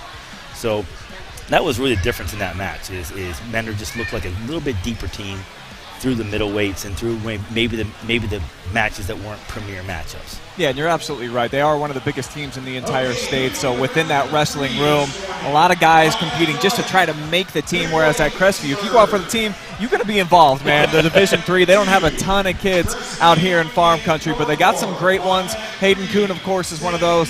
Glad that we got a chance to just talk with him. And I think when his career's over, he'll really have a lot of perspective on. He's probably going to end up with 170 wins or something like that over his career. That is monstrous. He's one of the best in the entire state. Definitely a top contender within Division III. So while for some of the inexperienced guys, it didn't go so well for him, some quick matches, some pins that happened within the beginning of the first couple of minutes, it's still just getting that opportunity to see what's out there and gives you an idea of what you can strive for. And just because you're a small school or competing in a small program doesn't mean that you can't put in the work and the time and become a guy that's competing against the D1s and winning like a Hayden Coon. And I mentioned it earlier, I believe he's an AU commit. Yes. And so obviously, highly intelligent kid going to AU. Yeah. But, I mentioned it early, the coaches at AU, they've really got to like what they see there because he put one on a ranked Division I kid. Yeah. And he put it on him. He kept his foot on the gas pedal, and he kept scoring. He wrestled on the edge of the mat like you would wrestle in the middle of the mat. And that's what you want to see in a top-level wrestler. They don't shut it down when it gets towards the edge. Now, this match, much more going to be much more competitive. Coon, we start at 144. Coon is taking a forfeit at 144. Yeah. And then we go to 150. And it looks like Hendrick for Crestview is taking a forfeit at 150. And now we move to 157, which will be our first competitive match. And I believe this is Goon from Crestview. Crestview has two kids entered this weight, Goon and Walters. I think this is Goon from Walters from Crestview. He wrestles Tyler Parsons from Northmor. Yeah, and I think this will be a little bit more competitive from top to bottom, of course, for the Cougars. They've got a deeper squad, and coming out, man, just plants it right here, right away. Beautiful shot. Waited for the hop. You kind of want to time that foot sweep up with your opponent's hop. So many times you see kids get in on deep on that, and they'll go to sweep the foot, but the foot's planted in the mat. You want to wait till you see that hop and just lift that foot up and dump him. Really nicely done by Goon. Yeah, beautiful execution. Now he's coming out with the top position, trying to ride him into the mat. Working on near side wrist control. Looking for a wing, trying to wing that up. Now he's going to take big steps around the head. He's going to wing that up and take big steps around the head. Get that far. He's got the far hip planted. Clears his feet. Now he goes around the head and he's looking for the fall. Here's the fall. Goon Parsons will move on to 165 pounds. It looks like Crestview is sending out Stevens, and Northmor is sending out Eichler. 165 pounds. 165 pounds already. Started at 144, had two forfeits, and then Crestview goes out and gets a pin. That makes the team score 18-0. And in last match, I believe Crestview is still indicated. I have to look and see where they're marking it, though. If Crestview is indicated by the home or the visitor on the scoreboard. On the scoreboard down here, they are the guests. They were last match. We'll see. They reassign every duel. Oh, okay. So we'll see. He's got the takedown. Yep, they're marked as guests on the scoreboard there too. They have them marked as home on the big board though. It's a team score. Takedowns, got the boots in. This is Stevens from Crestview. Crestview guys look relieved to get their hands on some more D3 guys. Yeah, I think that was actually probably part of the scheduling for them to get, Menor and Beavercreek out of the way early, take your lumps, and then have some more winnable matches towards the end of the day. Something that you'll be able to take with you and remember a little bit more. Something that you did, that recency. Absolutely.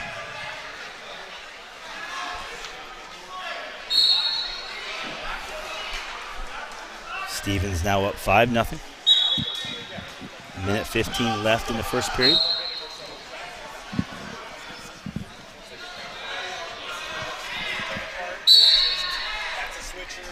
Got the boot in.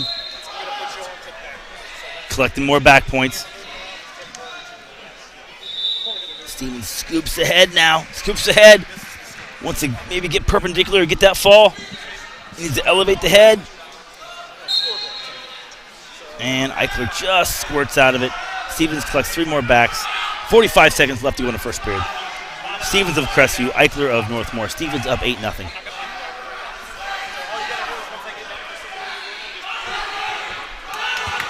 Oh, Eichler with a reversal. He's got Stevens in trouble. Stevens up 8-0, gives up the reversal. He was sitting on his butt. Eichler still has the head and arm. Stevens pops out. He gets a reversal. 10-2. Nice little flurry there. Now Stevens comes to a half Nelson. Far side wrist control.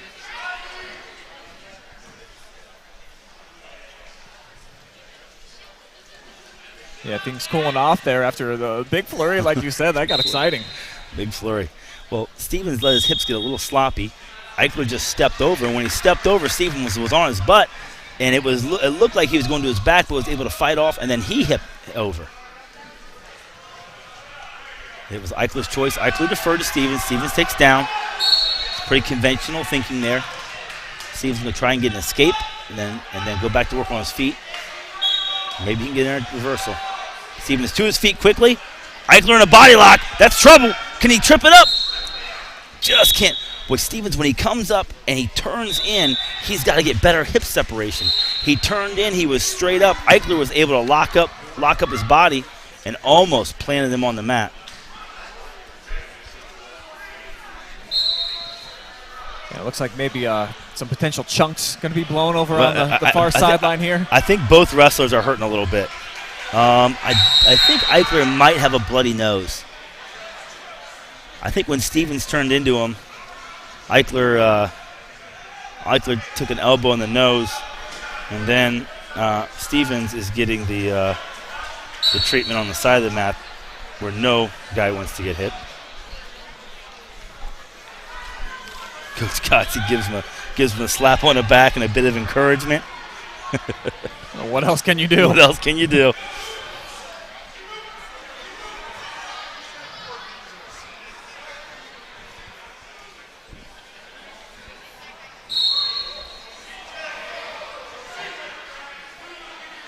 Go to a split screen now over on the right-hand side, Seneca East. Seneca East and Northmor. I think they're going against Clyde over on the right. Oh, that is Clyde. You're right, that is Clyde, the Flyers. But Clyde, a very historically strong program. They've got, I think, 2 or 3 team state titles in Division 2 or maybe 3. But they've been known across all sports as a really strong athletic department. I've watched him a little bit here today. I don't think I've seen him put a weak wrestler on the mat. Every kid they put in the mat has been very competitive. Yeah, and you're absolutely right. In their boys sports, they just won a state football championship just a couple of seasons ago, always competitive in boys hoops, and as you just alluded to, in wrestling as well. So they got something in the water out there. Whatever they're doing with their competitions, they got it going on. They got it right. And one thing that I liked talking to Hayden off camera is that 9 matches for him wasn't enough for 2 days. He actually got in an exhibition match yesterday when things ended, and he went up against a 150-pounder for Clyde, who's ranked either number 1 or number 2 in his weight class. He's like, I just wanted to get the look, just see where I was at. Yeah, hats off, because a lot of guys focus in so much on that ranking and their record. And there's no wrestling room in the state that has a name paint on the wall and says, oh, at one point he was ranked number 1. Sure. No. Good point. The names that are on the wall are the state qualifiers and the state champs. That's how you get remembered. And if you want to get to that level, you've got to step up and wrestle the best and push yourself, find out the things you need to work on. Yeah, so definitely kudos to him for stepping up, taking that Absolutely. challenge. He said he ended up losing that match, but not sad about it, just wanted to test himself. Yeah, it's a great learning experience. And the best wrestlers really seem to understand that mental part of the game, that you're really always trying to focus yourself and hone yourself for the sectional, district, and state tournament. And everything between now and then is a learning experience and a chance to get better. All right, we're back at action. Stevens is down. Quick escape, quick stand up there again. Goes to an elevator, looking for an elevator. Just misses it, but he gets Eichler to his hip. Eichler hanging on to that leg, but it's just a matter of time now for Stevens collects 2, and there it is. Stevens now with the far wrist, got a half. Big steps around the head. There he goes. Elevate that head on the bottom. Get that head picked up. Looking for the fall. Eichler's trying his best to fight off his back.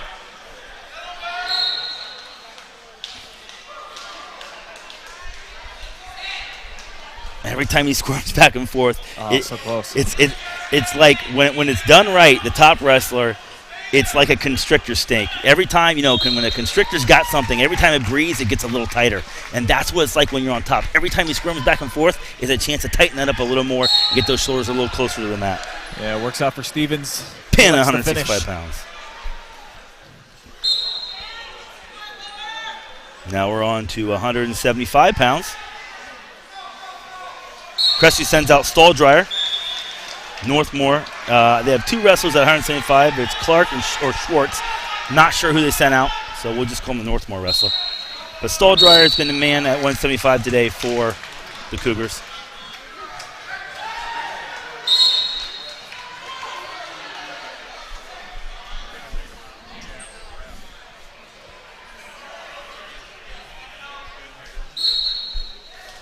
Northmor, the meat of their lineup, where they're really good, the lower weights and middle weights, and we'll see them in just a little bit, I believe. They started off 144 pounds this duel. They had some finalists at the J.C. Gorman. Maybe had a champ or 2 there too, but they had some finalists who had some really close matches. Yeah, a solid program that we've been following the last 3 years here on the OH Report. Well coached and just missing a little bit of depth. That's one thing that they could really add to the equation for them, is getting a few more kids within that wrestling room for them. But like you said, the spots that they are filled, they got some pretty dynamic, quality wrestlers. Yes. Stall Dryer in on a high crotch there. Looking for a half. Plexus 2 for his takedown. 51 seconds left in the first period. Stall Drive Crestview up 2-0 over, it's either Clark or Schwartz of Northmor. Got the half in. You just need to collect that far arm. You want it on that half. You want to collect that far arm, roll it under so the bottom guy can't post up. Run that half. Big steps around the head. Stall Dryer still looking for that half. Getting good pressure down. You got to just be a little bit demoralizing anytime you just get your face just mashed right into the mat. Yeah, it's another good learning experience. You gotta get your head off the mat. Keep a wrinkle in the back of your neck. There's the half. Oh, just not in time. Get a wrinkle in the back of your neck. Get your laces off the mat. Great life lesson there. Get your laces off the mat. Get a wrinkle in the back of your neck. Get to your base. Get to your feet and get out. I'm glad you said it was a life lesson, because that goes just beyond wrestling. It does. Zach. It does. How many times in life are you down and you feel like the whole weight of the world's on top of you? That's all you can do. Get a wrinkle in the back of your neck, get your laces off the mat, and work your feet. Stall Dryer up and out. Northmor wrestlers a good job of trying to get him back to the mat. Stall-Dry creates distance, collects his point escape. He's up 3-0. A minute 45 left in the second period. Northmor looking to get on the board in the team race, in the team score. Yeah, Cougars dominating now. And like we mentioned before, after you go against the big beasts of the Mentors and the Beavercreeks, I mean, not that Northmore's not a great program, but it just it feels a little bit more attainable. Oh, big elevator there by the Northmor wrestler. He gets 2. Oh, just can't collect his 3. Stall-Dryer takes a shot and just gets a little lazy on his finish. And the Northmor wrestler just goes to the old elevator. Collect the head, sit through, kick the hips high.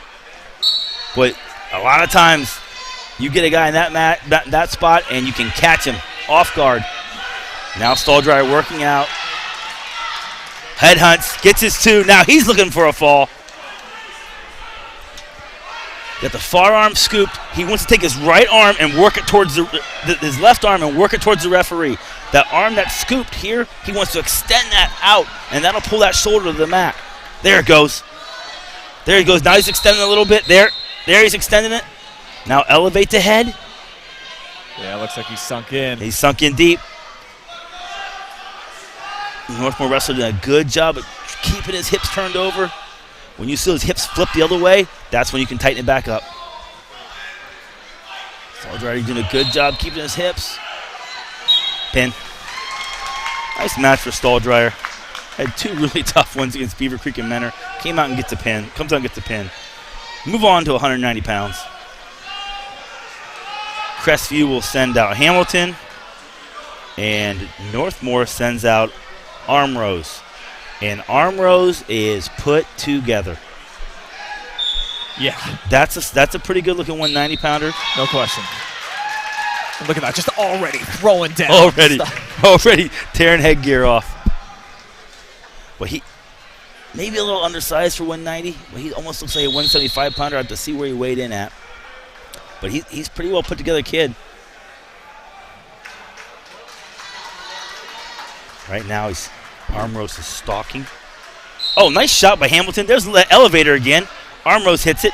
See if he goes back to it. That's something the Northmor wrestler coaches work on. That elevator is a little bit of a funk move, a little bit of a gadget move. But if you can hit it well, you can ruin people's days. Yeah, we've seen that a couple times. 2 different wrestlers here in the last 2 matches. Yep. Making it happen. Now Armrose takes a shot, plants the hip in the mat, collects his 2. Oh, Hamilton goes to his back. In that spot, you've got to know when to cut your losses and get to your stomach. Armrose now looking for the fall. Got the half sunk. There he scoops the arm. Again, got to extend it towards the referee. Gets the fall. 2:15, I believe. Crestview. We have a contested match at 2:15.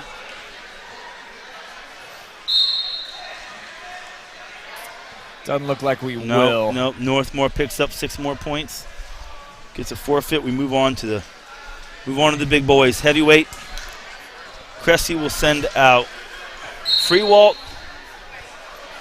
And I believe this is Kiner for Northmor. Freewalt, Crestview, Kiner, Northmor. Kiner right to the head and arm, to his back, looking for the fall. Oh, that's a tough spot for a heavyweight to be in. Oh, right to the head and arm. Did not waste a second.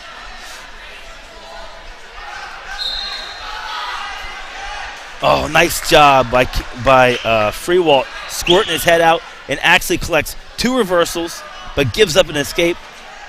We are 6-2. Yeah, that's a lot of points there in about 20 seconds. And look. Northmor wrestler's going right back to the big throw. Jacking him up, looking right for the throw again. Feet to back. Here we go. You don't see a lot of heavyweights fight off their back twice in one match. And this one looks like it could be trouble. Yeah, that's a big brick of meat right there weighing down on the Crestview wrestler. Kiner was not messing around this match. Feet to back twice in a row in a heavyweight match. And you see a little bit of the agony right there on the bottom. Yes, you do. It is no fun to be counting lights. But Freewall doing a great job fighting off his back. I know they're both heavyweights, but it's a whole different story when you're fighting off your back and you got a kid that's 150 pounds on your chest or a kid that's 200 plus on your chest. Right. Good point. And we move on. Speaking of the 106-pounders, we move on to 106 pounds. Crestview sends out Holloway. Northmor sends out Hurst. That's one of the cool things I think about wrestling is that it doesn't matter how small you are, if you're a freshman or a sophomore, you get in, you get some action, you get some good looks. I've always said it. Where else can a 106-pound kid go out and put a butt kicking on somebody else? That's about it. I think you're right. I mean, you look at basketball, and unless you're blessed with certain physical traits in basketball, you have to be tall. It's tough for you. Football's the same way. Wrestling, you can be a 106-pound kid, 113-pound kid, and compete in a physical atmosphere. Yeah, and some of these matches are the most exciting ones because these little guys, they can really fly around the mat. They can. Holloway with the early takedown. I'm sorry, Hurst the early takedown on Holloway. Now he's got look at that barbed wire. He's got that thing tight. Ooh. Hurst looking for the fall on Holloway here, 106 pounds. And it's 1:15 left in the first period. Collects his 3 back points, 5-0. Now he switches to a cradle. Pulls it back. Going to collect 3 more back points at least. At least 3 more back points. Gets the fall. Hurst, 106 pounds, gets the fall for Northmor. And that's a couple in a row for the Golden Knights. They're storming back. Yeah, domination right there. Just 59 seconds to get the pin after the previous one. So a little bit of momentum starting to build here for the Knights. And what did we say about their lineup? Where are they best? You told me, Zach. We're getting to it. Now they pick up a forfeit at 120 pounds. And now at 126 pounds, Becker for Northmor. He wrestles Bowman from Crestview, 126 pounds. I wish I knew what the team score was for this thing. I'd love to see it. I don't know what it is. Yeah, it's got to be pretty tight at this point now with the recent run of success here from Northmor. Yeah. And do want to encourage everybody out there watching live and free on our Facebook and YouTube. Drop us some comments. Love hearing from you, the fans. Nice high C by Becker. Gets the takedown. Up 2-0 on Bowman. 1:30 left in the first period. He's got that leg Turk. Staying in the middle there. Got the hips scissored. Trying to work his way up. Trying to collect a half. Doesn't quite get there. Tight waist with a near arm. Wrist control. Maybe setting up a tilt. Becker trying to pull Bowman back on the mat. Trying to expose his shoulders here. Yeah, you're not getting away that easy, buddy. No. And when we talk about the best wrestlers wrestle on the edge of the mat like they wrestle in the middle of the mat. Oh, there's a turn. Collecting points. Beautiful tilt and a fall. Wow. Oh, really nicely set up. Whew. Becker collected the arm. Had wrist control. Here he is. Collects the arm. Has wrist control. Drags him back in and then sets that little dump up right to his back. He set that up absolutely perfectly. Yeah, so efficient with that move. Got him down, took care of business. And the Northmor, the win train continues here. They're going to get another one. This is 132 pounds. I believe that's Keene for Northmor, picking up at a forfeit of 132 pounds. And we go on to 138 pounds. Crestview sends out Moore. Northmor sends out Campbell. This is the last match. This is it for this duel. Remember, we started at 144 with Coon collecting a forfeit. Now we're back around to 138. This is the last contested match this duel. Last match this duel. I wish I knew what the team score was. And this one looks like it's going to be a competitive one. Yeah, well, this one's going on, Zach. I'll see what's going on with the team score. Please, thank you, Brian.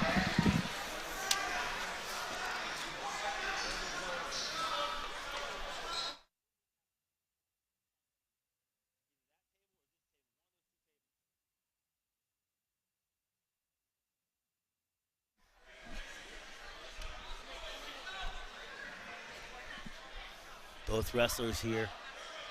Oh, nice shot. Nice shot by Moore. on an outside single. Got to keep his head in good position. Elevates. Nice job. Gets his 2. Moore now on top.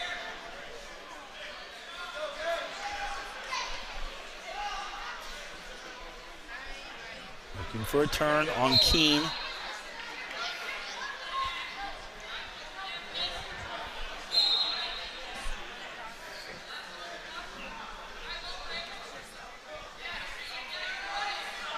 Got a half. Looking for a fall. Moore looking for a fall on Keene. This could be huge for team implications. Those boys. That's it. There it is. Moore gets the fall. Gets the half, sinks it deep, stays in good position. Referee swiping, gets the shoulders on the mat for a second. That's all it is.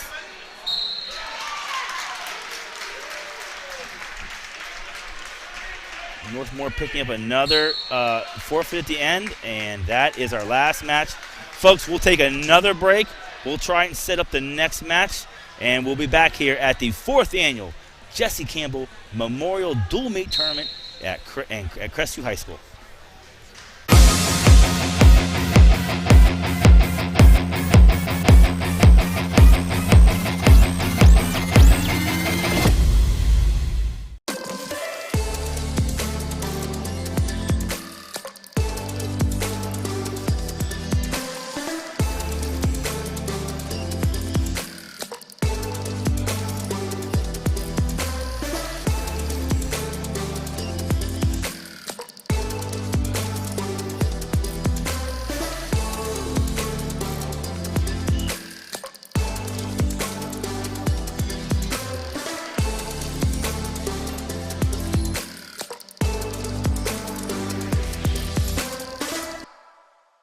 Instead of paying for some big-name spokesperson, Casasa Checking gives that money back to you in cash rewards. In fact, you just bought me this cup of coffee.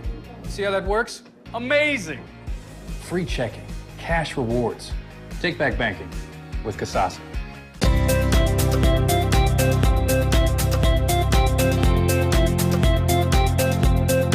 Hi, I'm Josh with Scout Construction, proud sponsor of local teams and athletes. Check out your favorite local sports right here on the OH Report.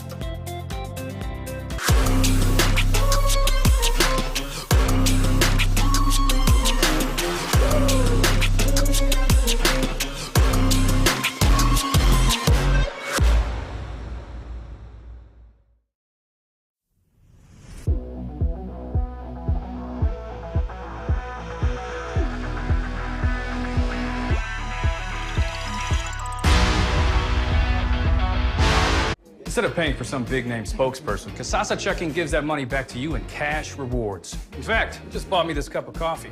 See how that works? Amazing! Free checking, cash rewards. Take back banking with Casasa.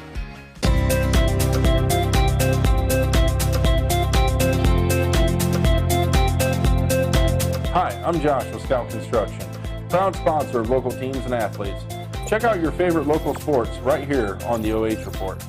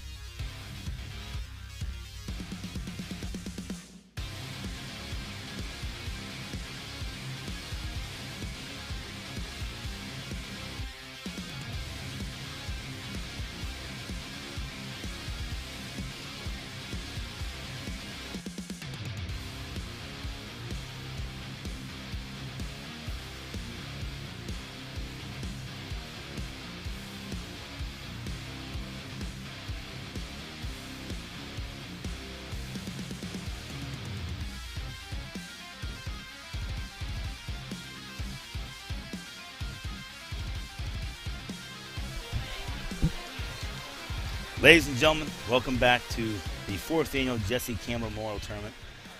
We just finished up watching Crestview and Northmor wrestle. Right now on mats, we got a split screen going. On the left side of your split screen, you've got Mentor in Ontario and a pretty good duel. And on the right side, it looks like Seneca East and Clyde.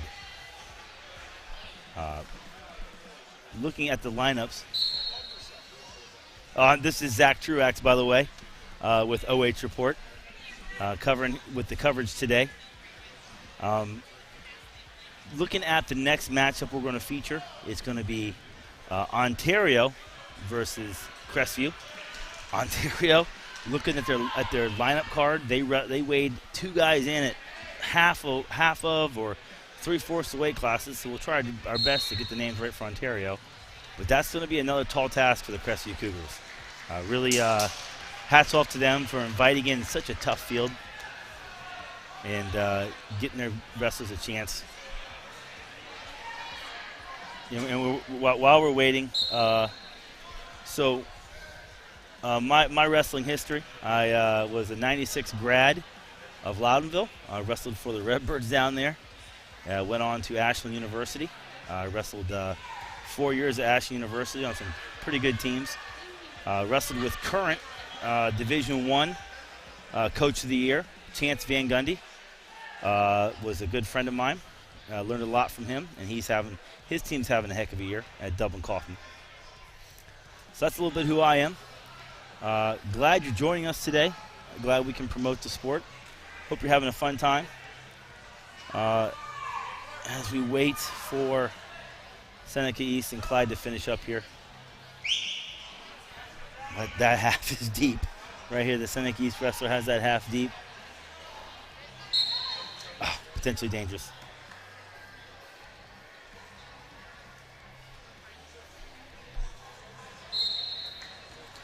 So if you get a chance, you're watching us on online, either YouTube or Facebook. Let us know who you're cheering for. Let us know where you're from. Give us a like. Subscribe to the OH Report channel. We have a lot of content featuring a lot of different sports. Obviously, the winter time, we got basketball, boys and girls, and they do a great job. OH Report does of covering local wrestling. So give us a like, give us a comment. Let us know where you're watching. Let us know and get in the fan zone. Check that out. Let us know where you're watching from, who you're rooting for. Give us a comment if you have a question that I can try and answer online. I'd be happy to answer those questions. We got a Go Colts love from Florida. How about that? Got some Floridian in there. Picking up 2 points there on the mat.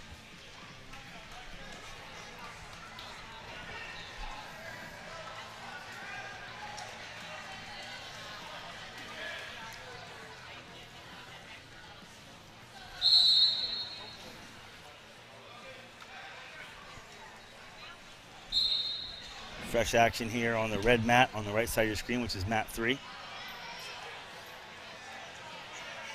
It's to be middleweights there. But Clyde, historically a very strong program in mid-level and small school wrestling. And they look, from what I've seen today, top to bottom, very solid again this year. Clyde wrestler in on a single. Comes off of it. Now looks to change sides. Got the elbow. Looking for a high C there. Ends up shooting crossbody. Boy, you'd like to see him commit to that left side shot. He had the elbow. Just needs to comb it by his ear. There he goes. Oh, just missed it.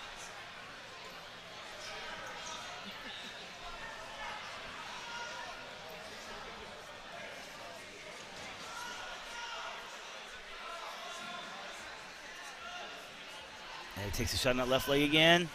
Seneca East wrestler able to turn the corner but can't quite get the angle.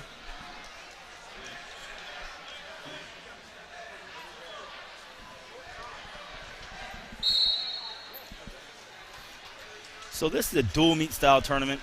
It's unique because it combines the tournament atmosphere with dual meets. I personally think dual meets are the best part of the sport. It's the best part. It gets the spectators more involved. So this tournament kind of is the best of both worlds. On every single mat you see going, it's a dual meet. We're keeping team score, and we're trying to find out who the best team is from top to bottom in a dual meet setting. And it's also a tournament format. So you're going to get 9 matches. And for some of these guys, it's going to be a full day, full 2 days. You know, Ohio High School Athletic Association limits you to 5 matches a day. So some of these guys are going to hit their limit today.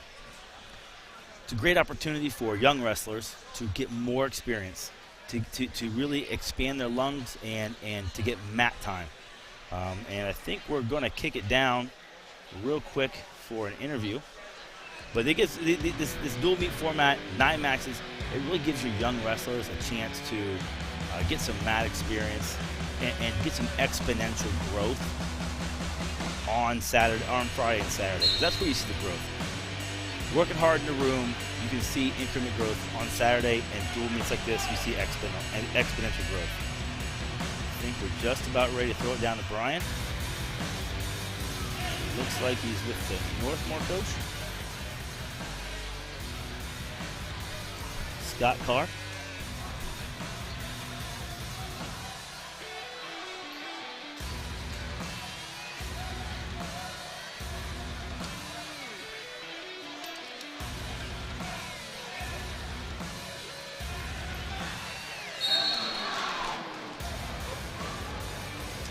All right, I've got Scott Carr joining us now, head coach for Northmor, and really impressive performance for you guys against Crestview. Let's start there and what you saw from your guys getting the nice head-to-head win.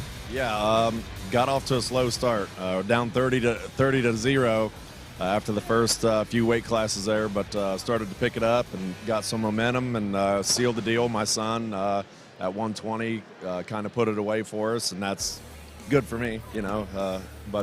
Yeah, good team effort, you know, and bouncing back after 30-0 is a pretty big deal. And collectively overall, this event, you're going to go against a lot of bigger schools, obviously a couple of D1s. What type of experience do you feel like you're getting out of this so far? Oh, it's great. It's great. First of all, with duels, you know, your team gets to come together and you know, build some camaraderie there as a team. But, yeah, I mean, the competition here, Mentor's tough. Beavercreek's obviously really good. Yeah, it's just I always tell my guys it's all just practice, you know, just leading up to the end of the season when we get to our league and sectional, district, and state tournaments. So good experience, good competition, and it's just going to get us ready for the postseason. All right, Scott, looks like we're right in the middle of a mat here. I'll let you get back to it. Thank you. I appreciate it. All right, throw it back up to you, Zach. Thanks, Brian. Hey, like we talked about earlier, we talked about how the great programs look at opportunities like this as a growth potential. Coach Carr, coaching a very successful Northmor program, he talks about that too. Getting wrestlers on the mat and really aiming yourself towards the postseason. So kudos to Coach Carr for bringing his Northmor Knights in here. And we got 2 of the better small school programs in the area. Ontario comes in absolutely loaded. They, like I said before, they weighed in 2 wrestlers at most of the weights. So I'll do my best to try and figure those names out as we go. Crestview gonna have their hands full again with the Warriors. The Warriors have JC Gorman champ Jacob Ohl at 120 pounds. JC Gorman champ Mason Turnball at 138 pounds. They have a ranked wrestler in Hayden Ohl at 106 pounds. And then they are really solid at all the other weights. So the Cougars and the Warriors, 2 teams from our area, about ready to lock horns on mat 2.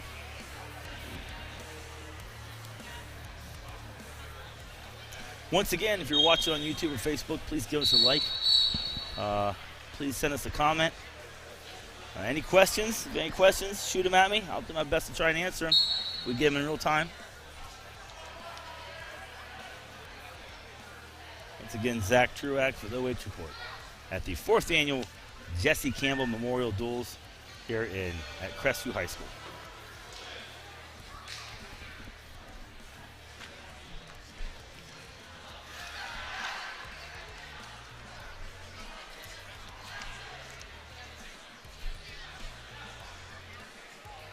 Getting ready for the coin flip. You see action's already taken off on mat 1.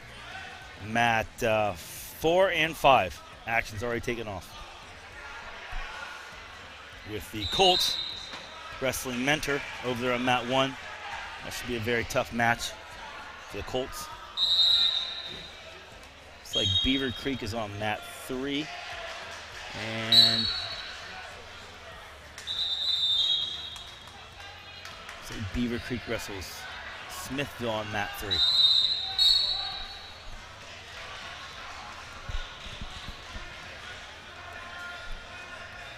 While we're waiting for the coin flip on mat 2, we'll take the action over to mat 1.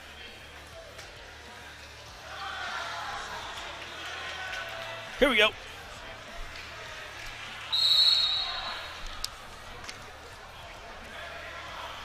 Trying, this looks like 150 pounds.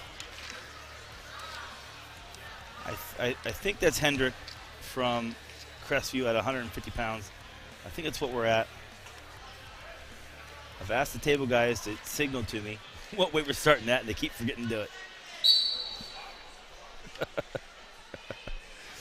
I believe we're starting at 150.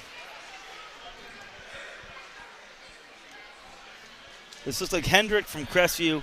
From Ontario, it's either Powers, Craig Powers, or James Unger from Ontario. And Hendrick from Crestview, 150 pounds, match 1. Hendrick with the twist takedown over the Ontario wrestler.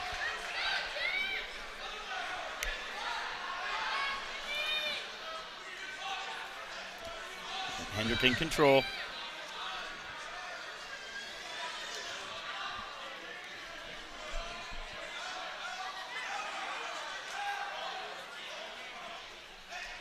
Works the power half, but gets a little too high. If the Ontario wrestler can just do a hip heist, nope. Here he gets his points.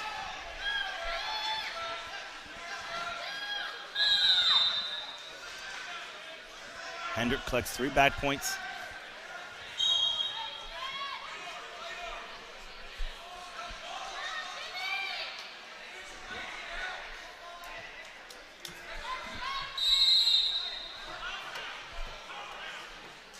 Minute left in the first period. Hendrick of Crestview on top of the Ontario wrestler, 5-0. Got the boots in. Trying to get one more turn before the period ends. We're doing a good job staying in the saddle. Presses the head down. And stalemate. 37 seconds left in the first period. Crestview wrestler up 5-0 over the Ontario wrestler.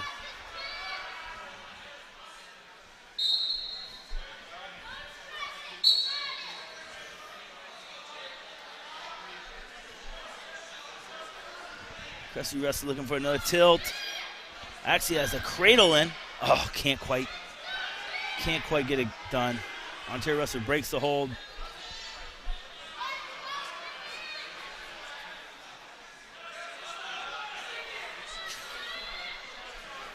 Now he's at the half in.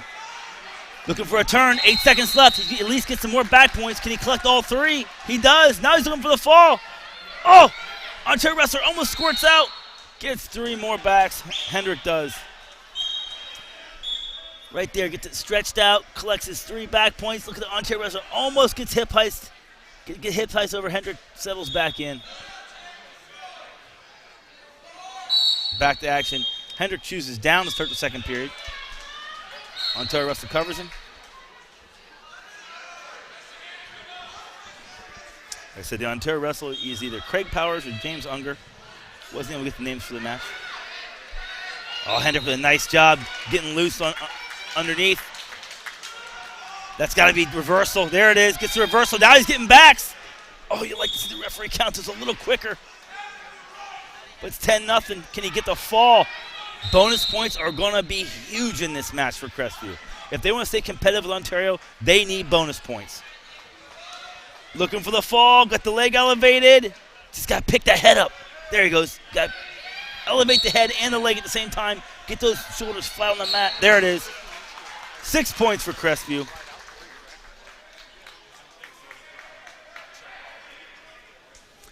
Crestview starts the duel off 150 pounds, up 6-0.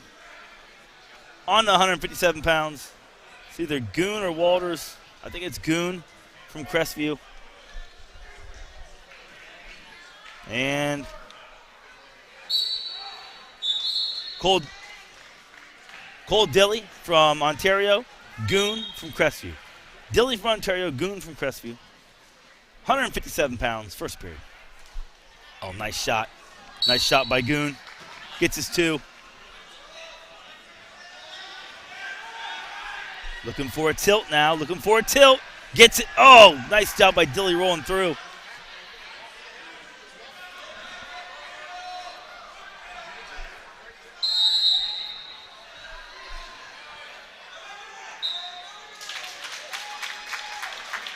Goon keeping that far wrist.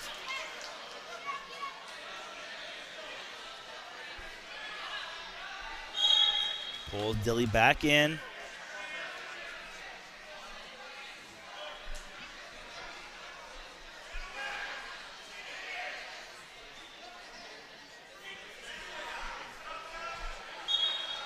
Wrist control, not a whole lot going on. Goon just kind of sitting on top in a parallel ride. Referee might get a little anxious here with Goon. Make me either turn or let him kick him free. Call stalemate. Okay. Stalemate will reset and back in the center with Dilly from Ontario still on the bottom. Goon on top, 157 pounds. Goon right back. It's that parallel ride with wrist control. Now he comes across the other side, trying to run a butcher. Doesn't quite get it. Gets that arm back in. Let's see if he tries to go back around to that far side tricep. Get the turn again.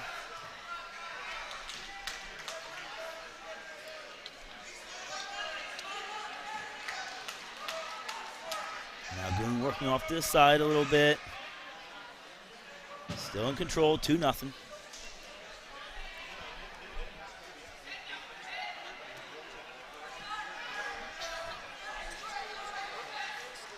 Just off the side of the mat there. Collecting his backs. Nice job by Goon right at the end of the period to collect some back points. Once again, as we said, wrestle on the edge of the mat like you're in the middle of the mat. And he certainly does that there.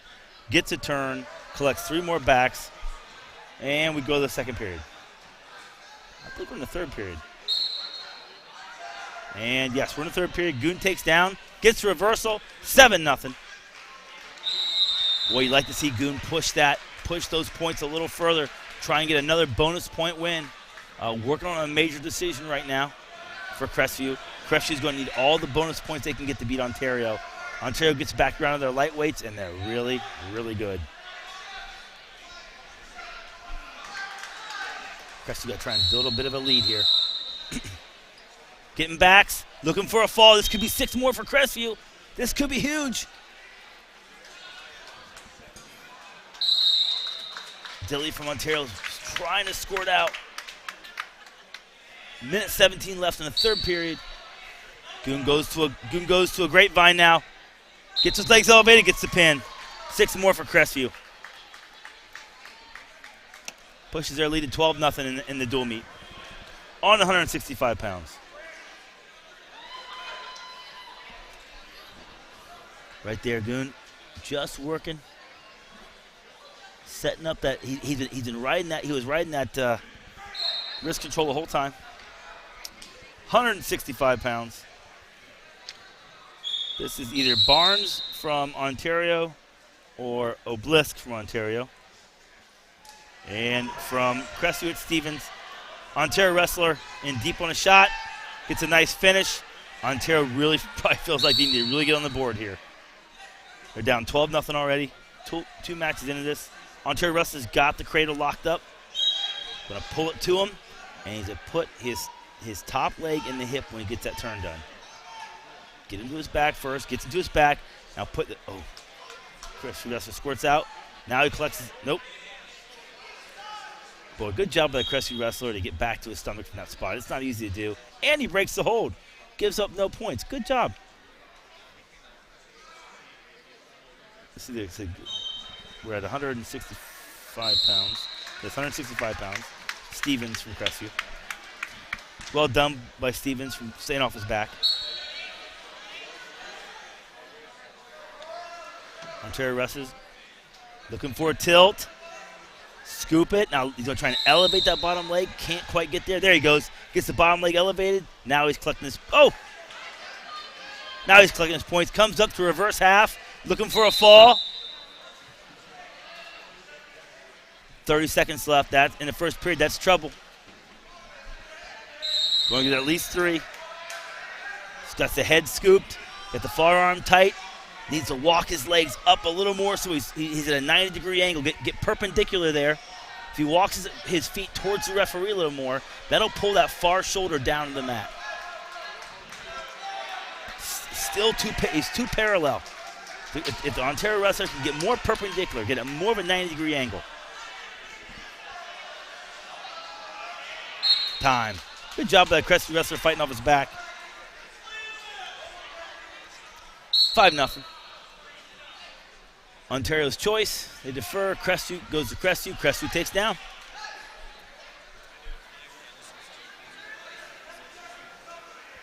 Stevens at 165 pounds. Takes down. Stevens from Crestview. Like I said, either Obelisk or Barnes from Ontario. I'm not sure who it is. Wrist control by the Ontario wrestler.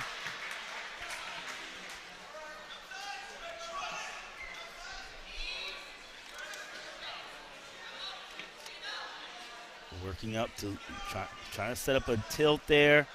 Jumps to a cradle. Oh, he's got his head hanging. He must be very careful there. He's kind of hanging his head. It's a good way to get pulled over.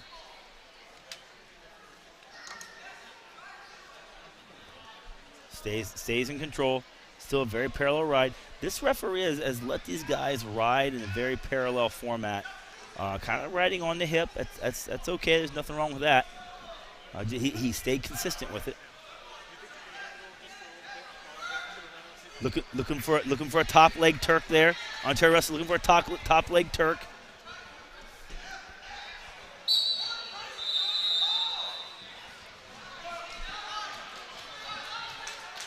Stays in control.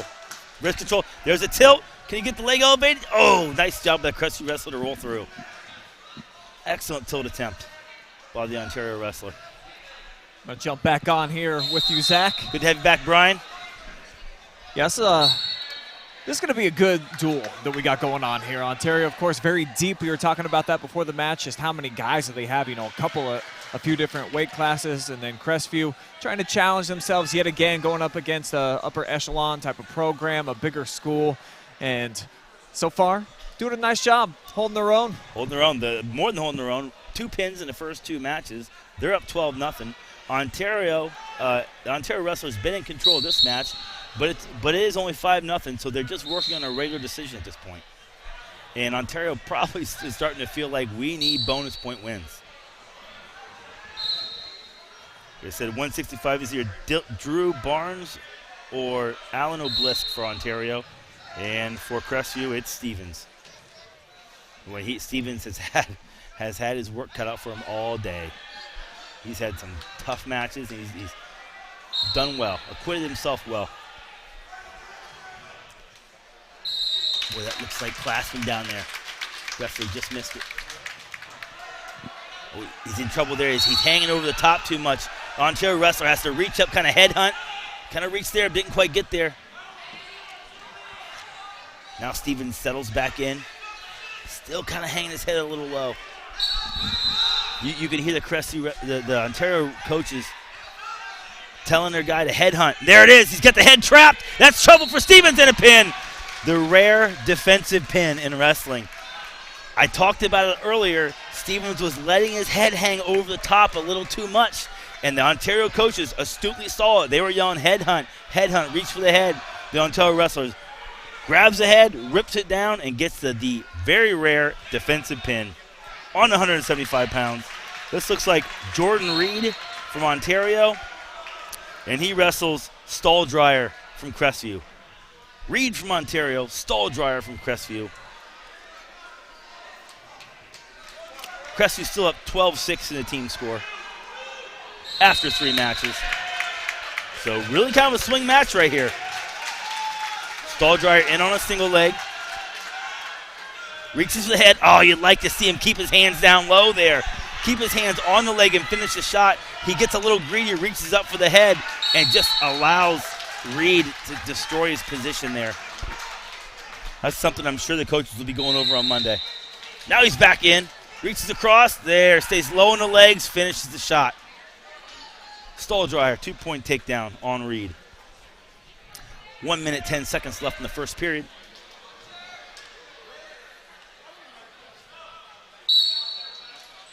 Reed looking to score it out, maybe get a fresh start. Stalldryer wants to keep him in bounds. Got a far leg, far arm. Can't quite get the turn. Stalldryer back to a parallel ride. Goes to a claw. Really nice, doing a nice job controlling that far ankle. And the referee's letting him hang out there. Boy, this is a match as a coach, and you're watching this. You're starting to tell your guys, you're picking up on the style of the referee, and you're telling your guys, hey, he's letting you sit on top. He's letting you ride parallel. Don't be afraid to ride parallel. Don't be afraid to tie up the ankles a little bit, to stay in control, to keep him down. Some referees, if you come to an ankle and you hang there for a while, or you stay in that parallel ride, they're going to hit you for stalling, especially in Ohio. In Ohio, they really emphasize offensive feet wrestling. PA is much more this style. And for Stalldryer there, 2-point advantage, just trying to stay in control, keep his man at least one limb inside of the center circle there. Yeah. Getting the takedown and the ride out in the first period is huge because 2-0, case in point, 2-0, going into the second period instead of 2-1. He takes down. If he can get an escape here, now it's 3-0, and he's got a much more comfortable lead. And there's a stalling. He has a chance for a 1-1. If Stalldryer can get away here, he gets a 1-point penalty for clasping. And now another stalling. Oh, my gosh. 2 penalties on the same move. Okay, so the referee is calling clasping. Yeah. You can't lock your hands around the waist when you're in a controlled position unless you're pinning the guy. Stalldryer comes to his feet, and then the Ontario wrestler does not bring him to the mat, back to the mat fast enough. He gets hit for stalling, so really a tough exchange there for the Ontario wrestler. Now he's got a cradle. Let's see if he knocks into his hip or goes suicide. Oh, just breaks it. Stalldryer found himself with his head a little too close to his knee, got cradled.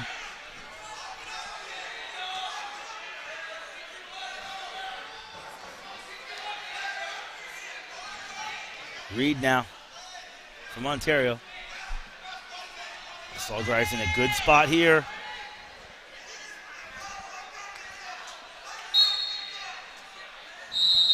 Stalldryer at 175 in a good spot here. Let's see if he can get away. Oh, he's going to get his 2. He's going to get 2 points.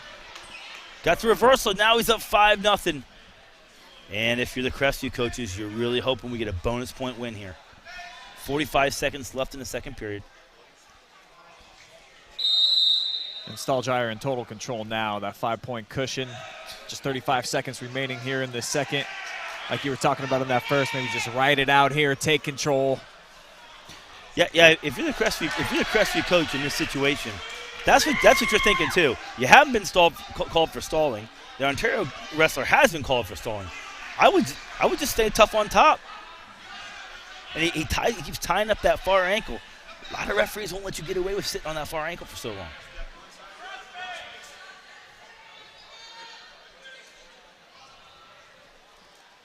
Three seconds left. He's going to ride this period out too. Ontario's choice in the third. I don't think they're going to go down. Yeah, that's what I do too. I go neutral if I'm the Ontario coach. Down 5-0. common logic would be take down, get an escape, so it's 5-1, but you've just got ridden out in 2 periods in a row.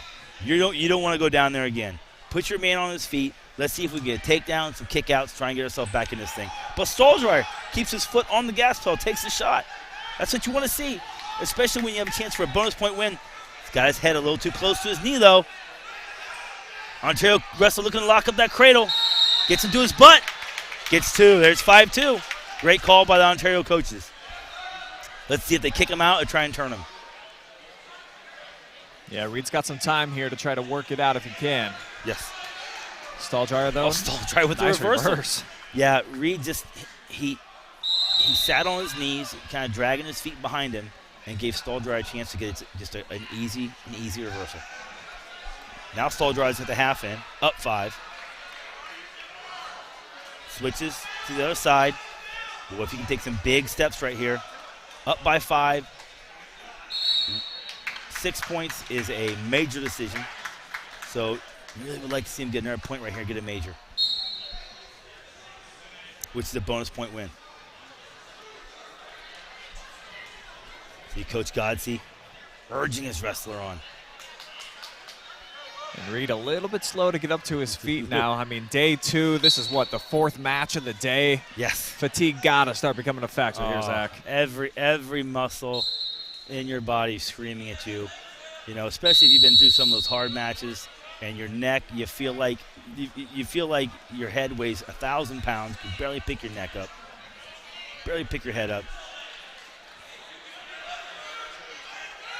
Stolzreier, a nice arm bar there. Scoops the head. This is a chance for bonus points. 30 seconds left. Might want to be encouraging your wrestler to show a little more urgency right here. We got to get a turn. We got to try and get bonus. There's 1, 2, 1, 2, 3, 4, 5. Collecting 3 points, getting the bonus point win for the Crestview Cougars. I don't think he's in a good enough position to get a pin, but he's at least going to get a major decision.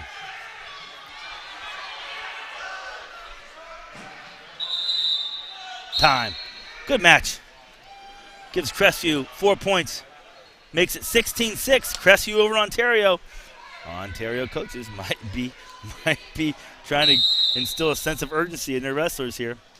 We go on to 190 pounds, I believe. Yeah, it looked like the Warriors didn't want no smoke right there, Zach. The Warriors are, this is 190.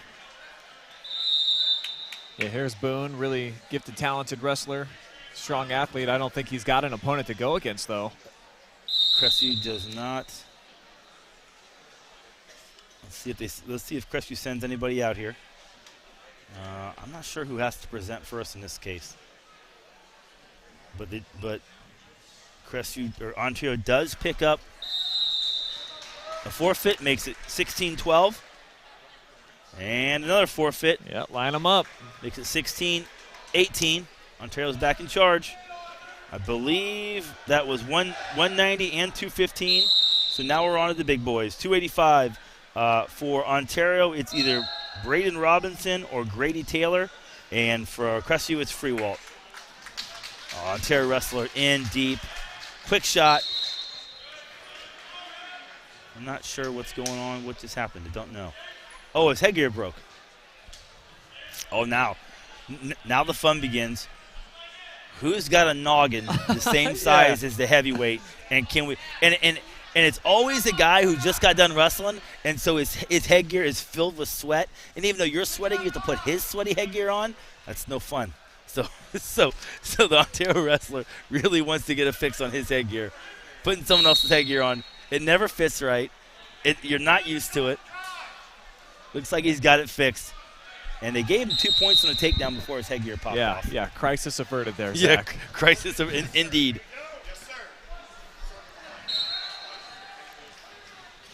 Ontario wrestler, like I said, it's either Braden Robinson or Grady Taylor. Is on top of Freewalt of Crestview. Just a simple half Nelson there. Picked up the leg, got him turned. He's got the near leg Turk, but gives up on it. Once again, got to scoop that arm. He's got to scoop that arm and extend it towards the referee. It's a little too high. Has to be chest to chest in that spot. Readjust. And free Walt does a good job rolling through. Ontario picks up 3 more points in that match, though. And the half's back in. Looking for 3 more or a pin. Trouble.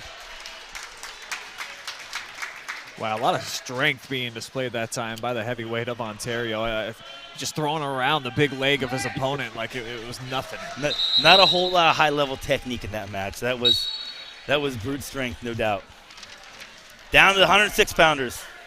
I absolutely love it, the new rule where they start off any weight, because the 106-pounders and the heavyweights then wrestle back-to-back, and the difference – yeah. You know, if you watch a standard duel from 106 all the way up, the guys get a little bigger each way. But when you wrestle heavyweight then go back to 106, the difference is so much fun. Right now this is, I believe it's Hayden Ole from Ontario. He is Holloway from Crestview. Hayden Ole, very talented wrestler from Ontario, ranked in the state as a freshman. Got a bit of an eye-opening last week at the J.C. Gorman. That's a tough field there. Gets his takedown right here, and he's up. They have him at 4-1. I don't know where they're getting 4-1 now. They have 2-1, but now he's got the turn, got the cradle. That's a tough spot for Holloway against a tough wrestler. Collects his 3. Oh, it's 7. 7-2. Ole back in on a shot. Finishes towards the edge. 2 more. 9-2. Ole making quick work of Holloway in this first period. And this is what Crestview wanted to avoid. You know, they got out to a nice early lead, and then Ontario, like we said, their lightweights are tough. They get a nice win at heavyweight, and they get a couple forfeits, and they come roaring back after being down 12-0.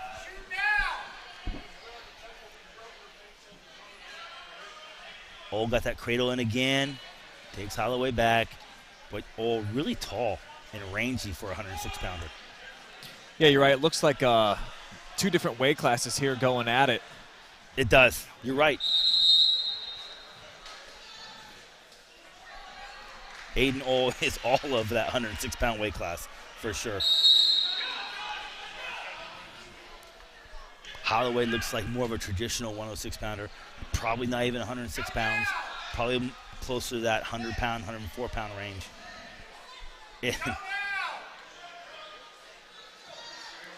Holloway trying to fight off his back again. There's the pin. Nice job by Ole. Very workmanlike match. Goes out, gets his job done. And now Ontario starts to bring out the hammers. Jacob Ole, 120 pounds for Ontario. 113 pounds. He collects a forfeit, and then I'm sorry.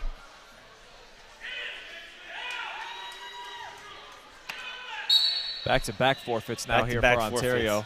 So evening things up now. Yeah. That team race. Yeah, it's a little closer. I've got it at, I could be wrong. I've got it at 24-36 now, I believe. Not a forfeit. And I even know what weight class we're on now. Oh, 144. Coon.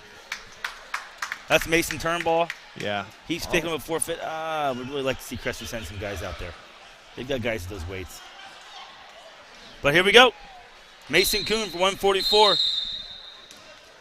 He's wrestling Julian McGinty of Ontario. Mason about to looking to exact some revenge from some of his teammates.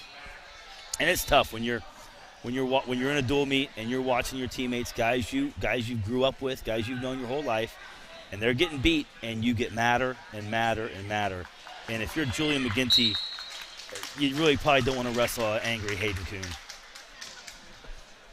No, I want to wrestle a happy Hayden Coon. Yeah, right. I don't think there's really any version that I want to step on the mat for. No doubt. Tough spot right here from McGinney. Hayden stacks him up, looking for the fall. Got it. Wow, 43 seconds. Quick one. 43 seconds. That was 144. Now, I think we're moving on. We started at 150, so this might be an exhibition match that we're getting ready for. All right. Because with all those forfeits back to back to back, we just ran through the lineup. Ontario at the end running away with it, obviously. Yeah, I believe this is an exhibition match. And for a minute there, before the previous match, I thought that we were going to get a Turnbaugh versus Coon matchup. Oh, that would be fun. That would be Turnbaugh be going up two weight classes? He 32 or 38? Turnbaugh. Turnbaugh's 38, so he'd just be going up one weight class. That would be a fun exhibition. Maybe we got a little extra time here. Can we get someone on that? We'll talk to the coaches, see if we can get a Coon Turnbaugh matchup. Just keep the scoreboard off. Let the clock run. Let's watch it. It's just you two, the Matt, and all of our friends out there in the internet. Yeah, that's exactly right. That's all. Ontario wrestler, the quick takedown there.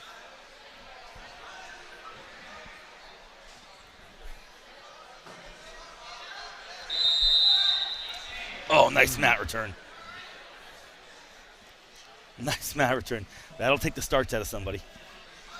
Goes to a cradle. Got it locked up. It's a tough spot for Crestview wrestling. There's a pin. Yeah, just such a helpless position. It is.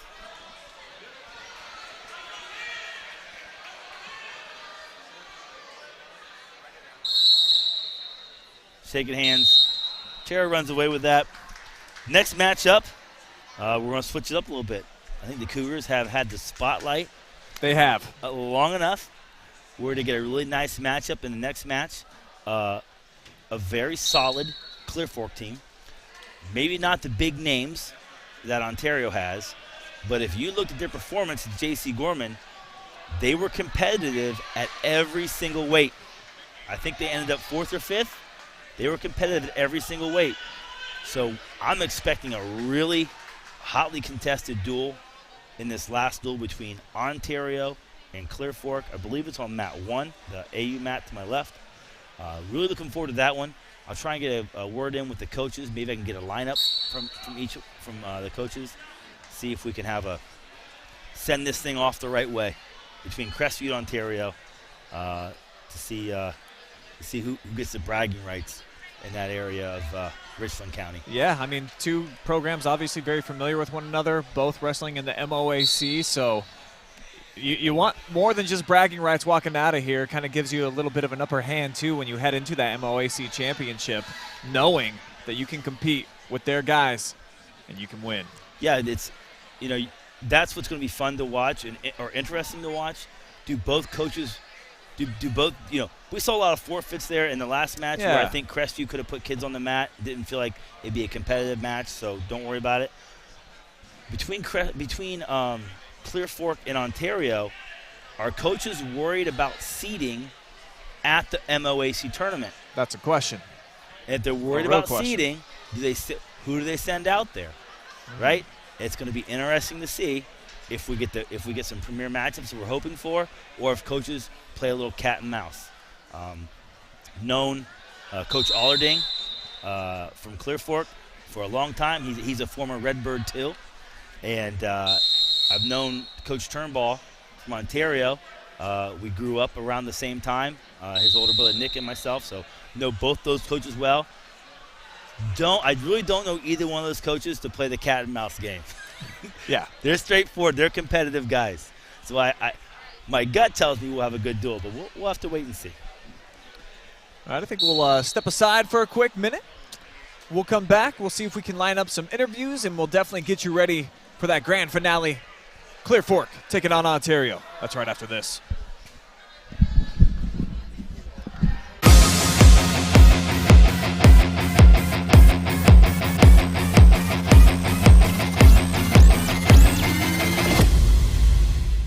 Instead of paying for some big-name spokesperson, Casasa Checking gives that money back to you in cash rewards. In fact, you just bought me this cup of coffee.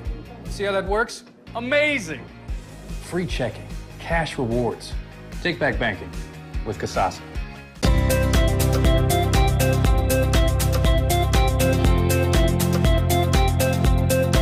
Hi, I'm Josh with Scout Construction, proud sponsor of local teams and athletes. Check out your favorite local sports right here on the OH Report.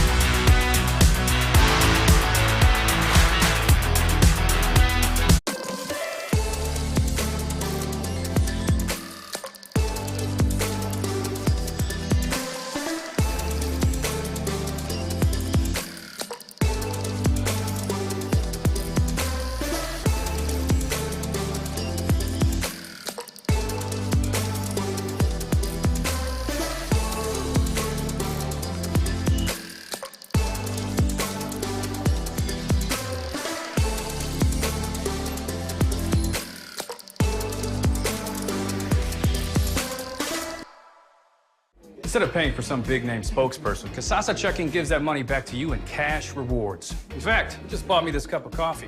See how that works? Amazing! Free checking, cash rewards. Take back banking with Casasa.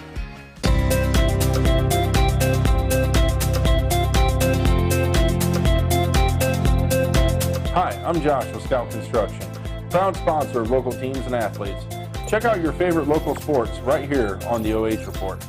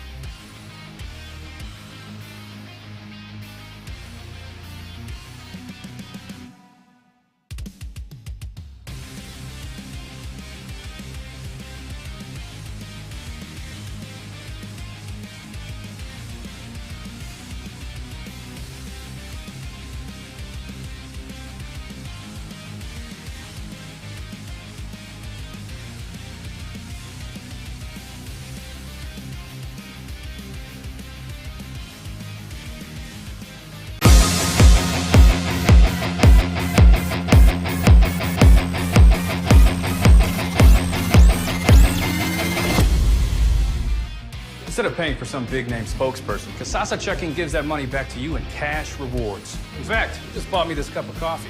See how that works? Amazing! Free checking, cash rewards. Take back banking with Casasa.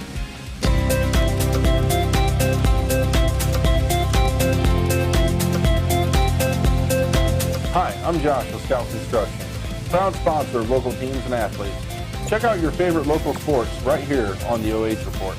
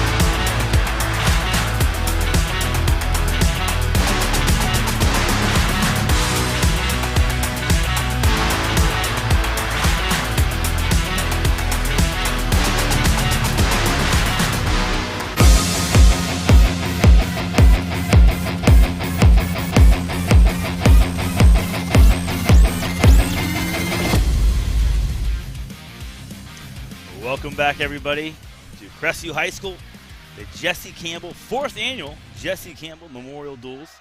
We are entering the last and final round. Currently, we're going to cover Ontario and Clear Fork. They're on mat 1 in that beautiful purple and gold Ashland University mat. To my right on mat 3, the red mat, that is your championship mat, so we'll be showing that as well. Mentor wrestles Beavercreek. A couple of solid Division I programs over there, squaring off for the tournament title, the big crown. In the middle there, Crestview is wrestling Seneca East. But like I said, we'll spend most of our attention on our hometown matchup, so to speak, Ontario and Clear Fork. Brian, we were talking. This is an MOAC showdown on mat 1. There's an MOAC tournament coming up. Here's the question. Do the coaches move the lineup around, try and play possum a little bit, try and play cat and mouse to make sure they sustain some good MOAC tournament seeds, or do they let it all hang out? Your rivals your rivals across the line from you, do you just go out and seize the day and beat your rival? Well, I think the best part about your question, Zach, is that we get that answer right now, buddy. We're about to find out. 157 pounds. Cole Dilly from Ontario. He wrestles Blake Schlosser from Clear Fork.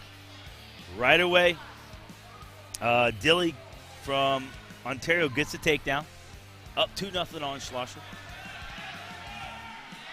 Actually, 3 Schlossers in this lineup for Clear Fork. And I don't know if I remember a Clear Fork team without someone from that family on the mat for them.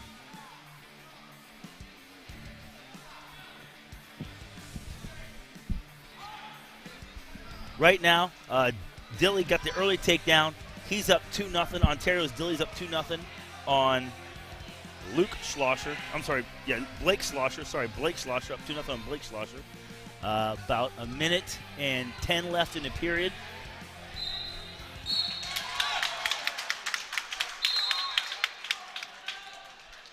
Dilly looking for a turn here.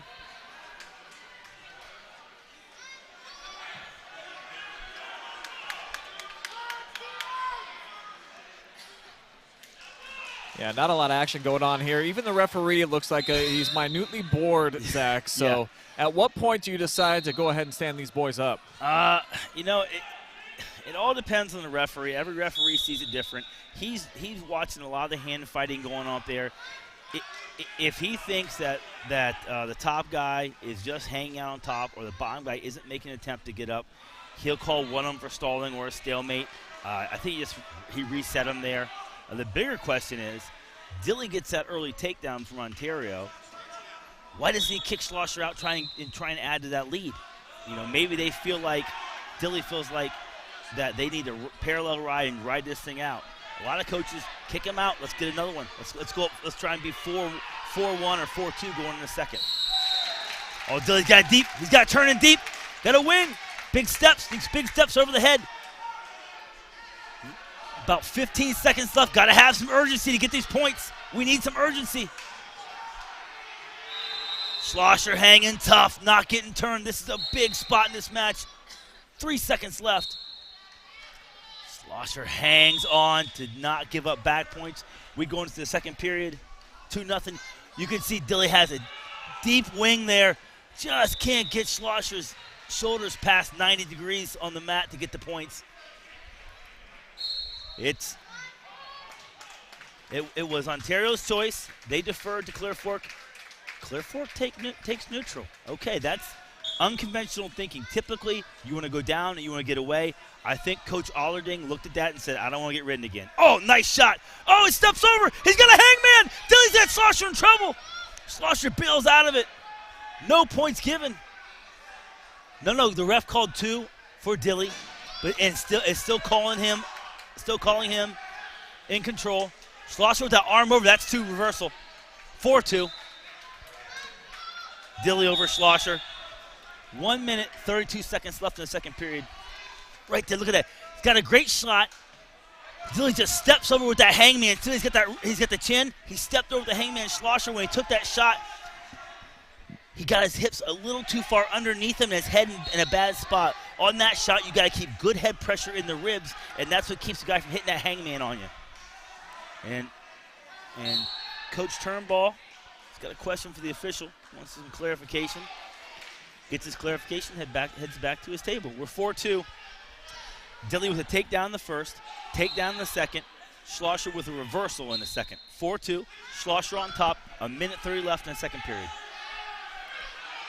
A lot of toughness, I think, displayed by Schlosser there. It looked like he was put down in a pretty bad position, able to get out of that and get 2 points of himself and make this a match. Yeah, I mean, he had a beautiful shot. He just let his head and his hips get a little out of position, and Dilly just stepped right over the top.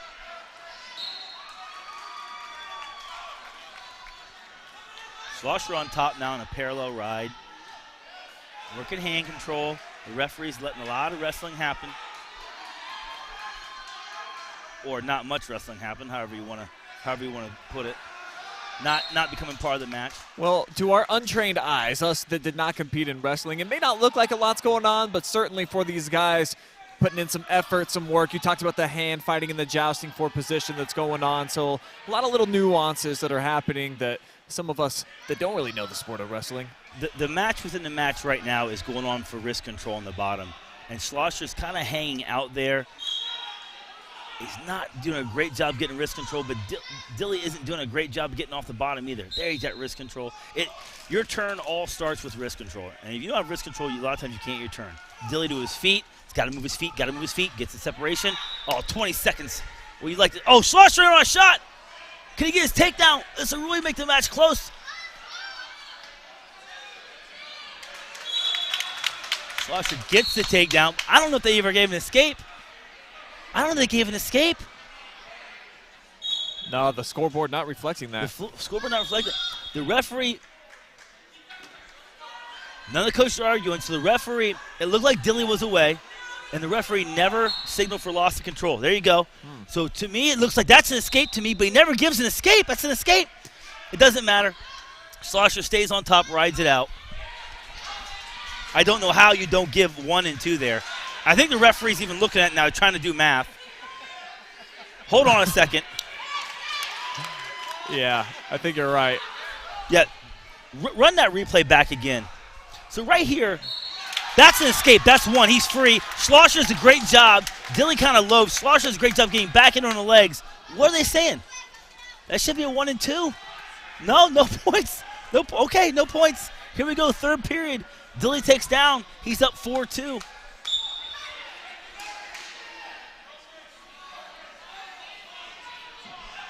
It's a really odd exchange there.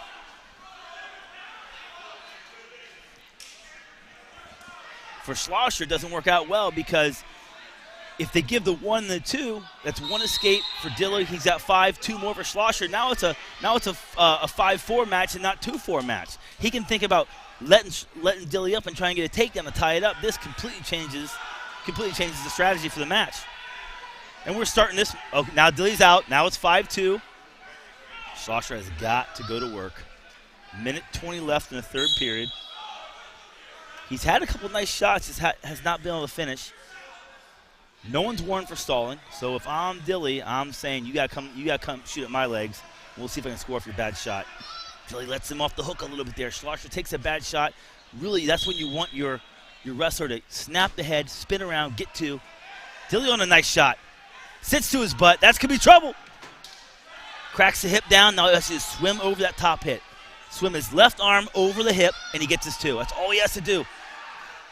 The left arm comes over the hip. Oh, he took it off. If you get the left arm over the hip, get his lower half moving, get his head out of that hole.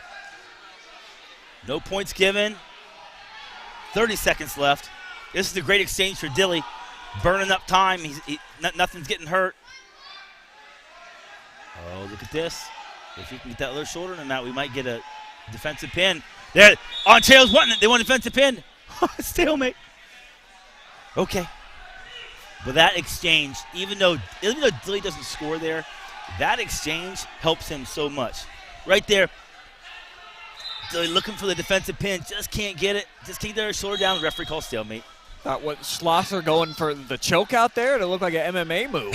It was an odd spot for sure. Both wrestlers just do a better job of getting their bottom half, their legs moving in those situations to create action and create scoring angles.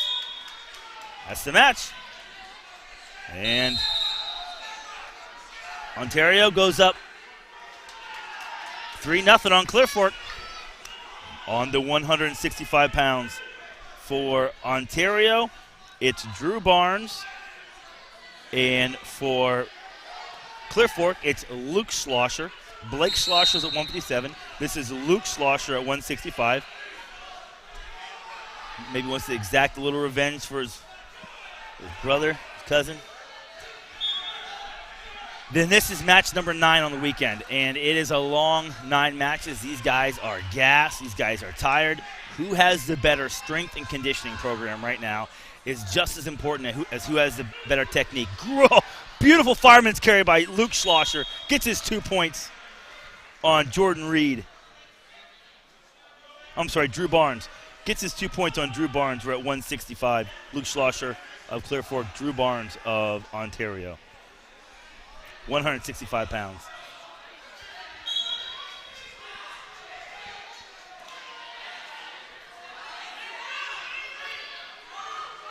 Barnes gets an escape. Schlosser right back in on that fireman's carry. Now he drops to a hip, looking to lift. Got to watch that hangman. Gets his 2. Schlosser now working the half. Barnes looking for a way out. I've got the score at 4-1. Match score at 4-1.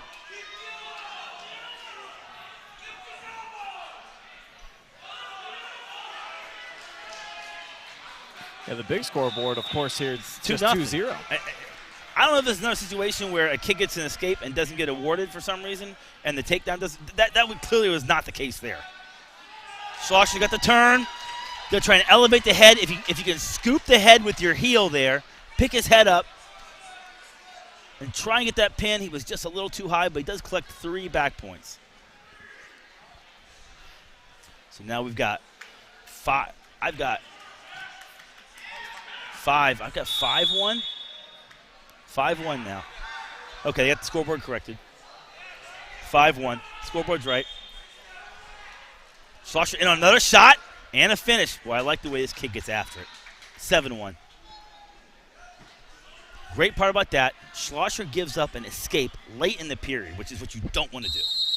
Comes right back out, foot on the line, gets a takedown with 7 seconds to push his lead to 7-1.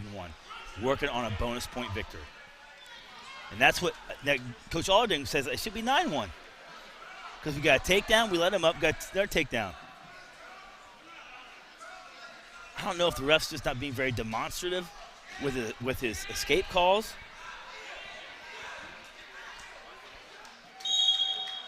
Yeah, they are going to change it to 9-1, Zach. 9-1. You're right.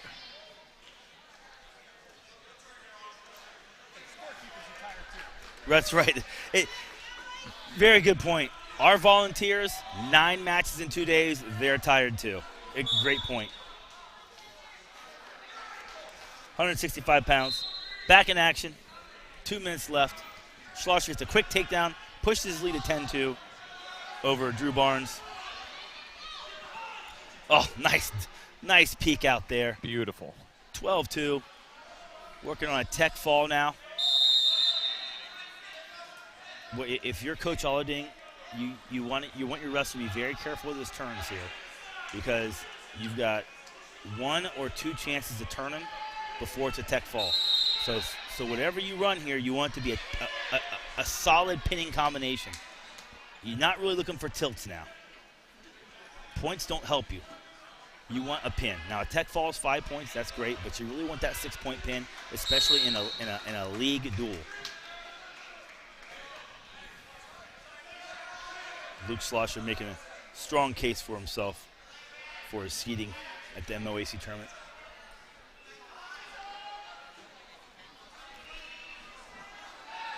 $50 seconds left.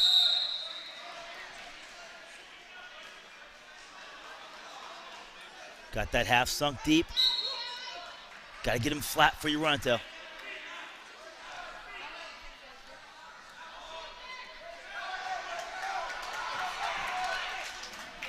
Thirty seconds left. Schlosser doing a good job staying busy on top. He's come close to a couple turns. He's off the hip, running around, big steps. That's tough because he's going to get points, but I don't know if he's in good enough position to get a pin.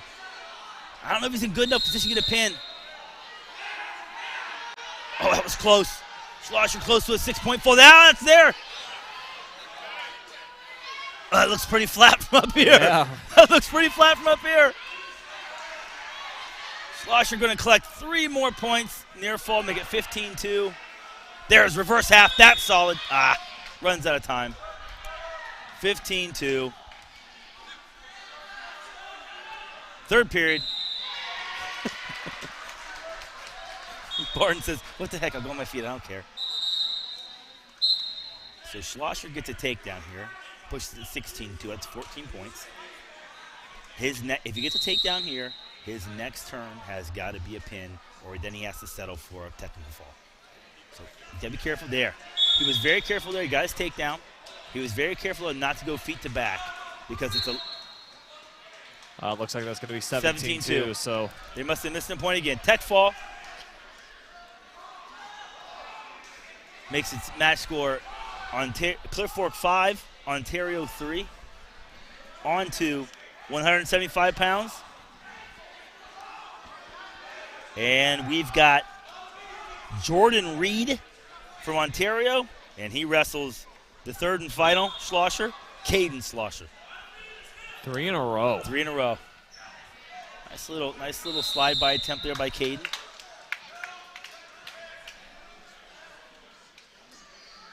Both these kids, undersized 175-pounders, so it's a good matchup. Double unders by Caden, jacks it up, pops off to the side, gets 2.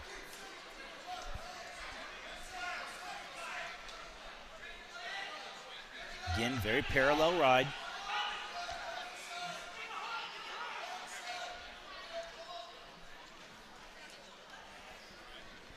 Reed up to his feet. We're back to center. Minute 20 left. Caden Schlosser of Clear Fork, he's on top 2-0 of Jordan Reed of Ontario.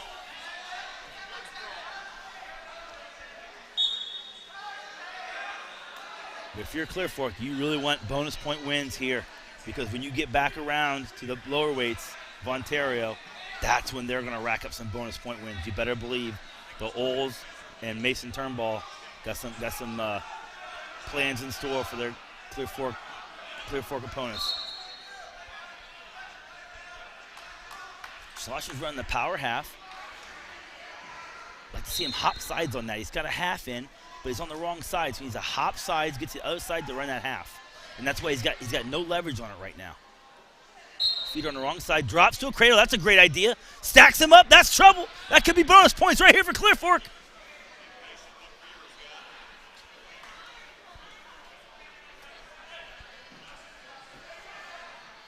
That's trouble. He's got it. Looks pretty flat to me. There's the pin.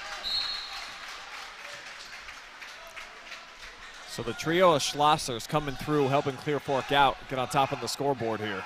Look at that. Beautiful stack. Got him with his head down. Locked that cradle up. Stacked it up. Gets the pin. 190 pounds. I've got for Ontario, Braylon Boone. And from Clear Fork, Fred Proto. Looks like Proto is going to forfeit to Boone on the 215.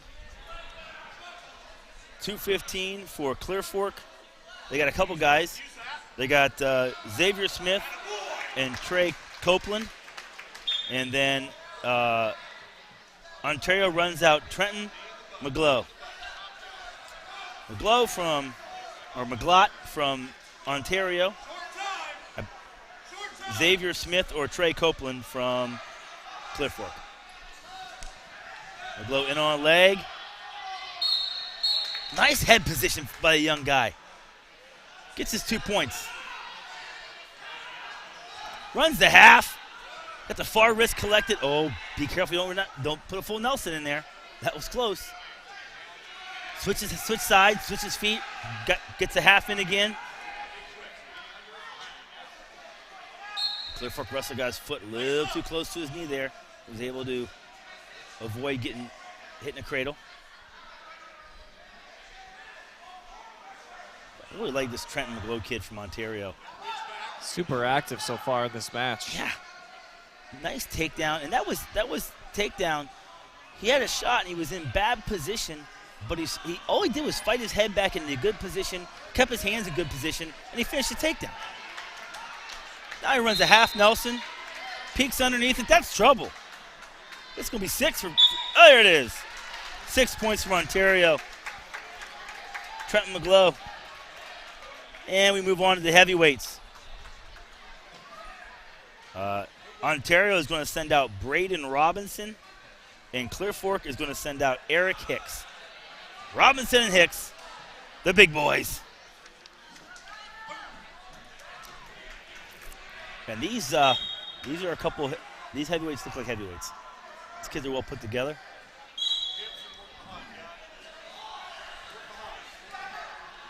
With that win, Ontario jumps back into the lead, 15-11 over Clear Fork in the team score. And if you're Clear Fork, you need a win here in the worst way to stay competitive in this duel. And you probably need a bonus point win. Clear Fork wrestler looking for a brand throw there, something feet to back. He's got the underhook again.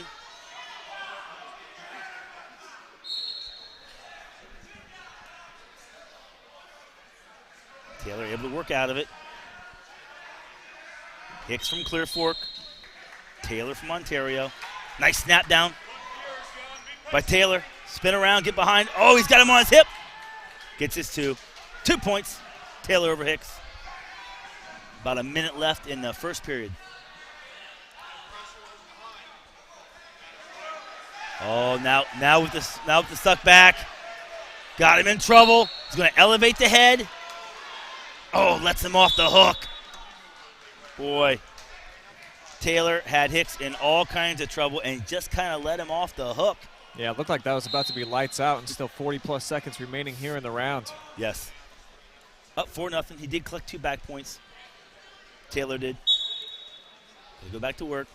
But all these Ontario wrestlers, so active on top, do a nice job of getting wrist control and then working, looking for a fall off of it, looking for a turn. There's a nice turn. Just a good old-fashioned heavyweight flop. Got him in trouble now.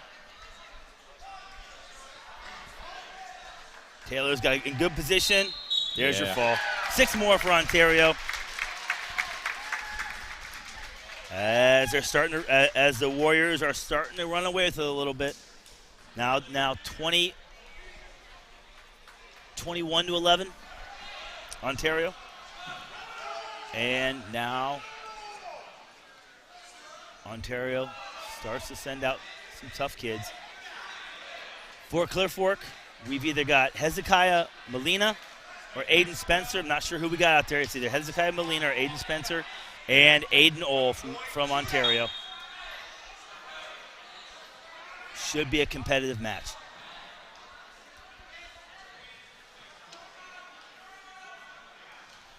Oh, the sweep single attempt. Comes back the other way, the sucker drag. The Clear Fork wrestler, nice job controlling the head with a front headlock. Again, a sucker drag by Ohl, really nicely done to drag out of that and get 2 points. Up 2-0. Aiden Ohl is with about 1:30 left in the first period. Oh, now he's got the half in deep. This is trouble. This is trouble. Bonus points again for Ontario, I think. Scissor his hips. Readjust. Scoop the arm. Now it's tough for the Clear Fork wrestler to get out of that. Ohl settles for his 3 points. Hasn't gotten it yet, though, but he's changed his move. He's not in the same move, so that should be 3 points. There it goes. And we're out of bounds.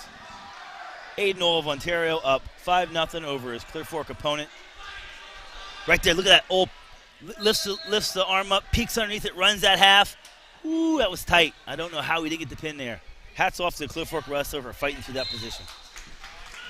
53 seconds left in the first period. Ohl on top. We reset in the middle.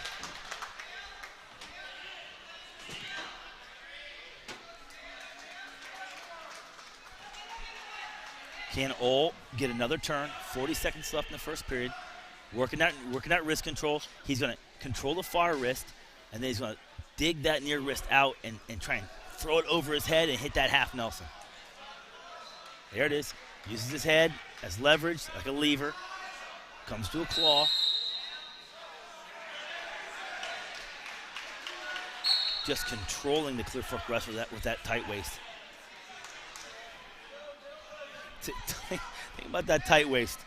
You get a long wrestler to run that on you, and he's wrapped around your waist with one hand and working your wrist with the other. And it's like that constrictor snake we talked about. You're trying to breathe, but you can't expand your lungs the way you want to. Takes the wind out of their sails.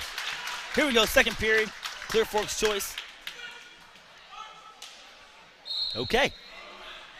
Coach Allerding from Clear Fork says, I've seen enough of Aiden Ohl on top of us. A little bit of an unconventional decision. He takes top in the second period. We'll see what his wrestler can do here. We get a caution. Caution on red. By a false start. You get 3 of those. So a caution, either you're not properly set or you start before the whistle. You get 3 cautions before, actually 2 cautions. Your third one's a point. So good wrestlers, savvy wrestlers, they're always trying to jump the whistle a little bit because you know you're going to get that one to burn or 2 to burn. All squirting out now. Collects the head, goes right to a near side cradle. Gets his 2-point reversal. He's got a lower leg locked up now. He's going to try and lock up the cradle. That's trouble. Just misses the cradle. But it still has the lower leg elevated. No backs. Gets his reversal. About 1:25 left in the second period. Aiden Ohl from Ontario back on top of his Clear Fork counterpart. 7-0 is the score. At this point, Aiden Ohl, once again, looking for a bonus point win for his team, who are now up 21-11 over their MOAC foes, Clear Fork Colts.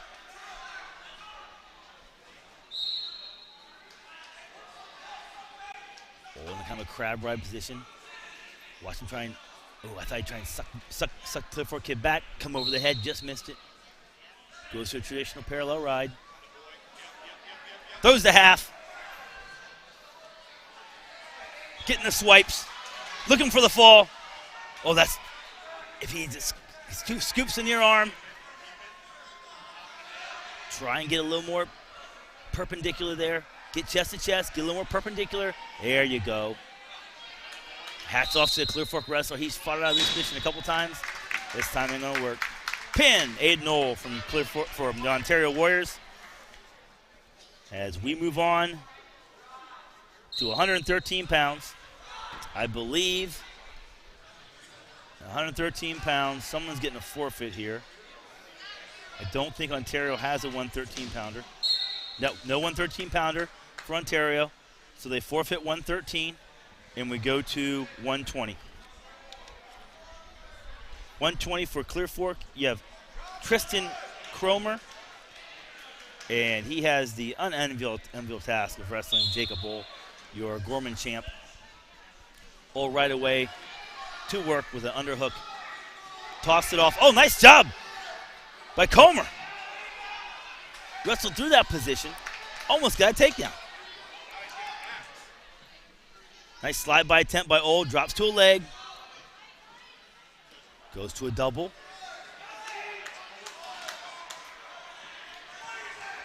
Swims over the hip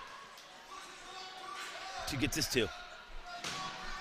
This referee's been very, very consistent on his scoring. The scoring has to be deliberate.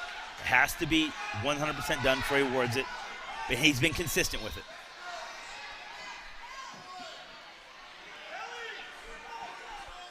Cromer in on a single. Defended by Ole. Heavy hips. Gets separation. Collects his 2 points. 4-1. He's going to let Cromer up again. About 57 seconds left in the first period. Ole looking to score again. Advances lead. Nice little duck under. That was pretty. Gets his 2. We're going to try it again. Shoots again quick. Peeks the head out. Gets around. Gets his 2 again. 8-3. Jacob Bull over Tristan Krumer in the first period. 8-4. Lets him up again. 30 seconds left. Little slide by attempt there. Ole getting his 2. Those slide bys are so effective. And when they're done right, take very little effort. Just use the guy's weight against him. Use the pressure he's creating on you. Slide by, get hip to hip, get him to the mat. Ole's got that deep. Peeks through, runs the half, steps over. 2 seconds left. 1. I don't think so. Yep, only got 1 swipe. Going to the second period. Jacob Bull, 10. Tristan Krumer, 4. Ole of Ontario, Krumer from Clear Fork.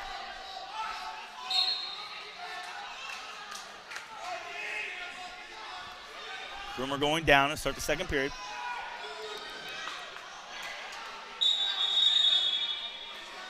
We got caution on Ole. Looks like he wasn't quite lined up correctly. He had to have the hand on the elbow, the other hand right on the belly button. And we got a clean start.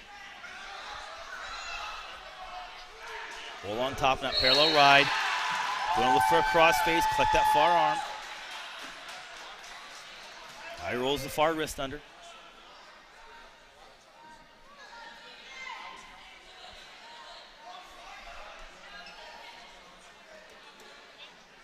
Boy, Ontario loves that little peek through half. There it is. Peeks through, looks up, runs the half, steps over. Getting 5 swipes. Collecting 3 points. It's going to be at least 13-4 now if Cromer can squeeze out of this one.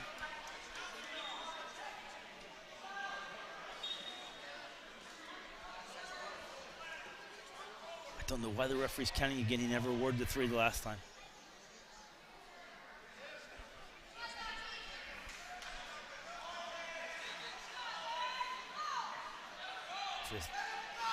Just trying to inch that far shoulder down the mat. See how he stretches the arm out? We've been talking about that all day.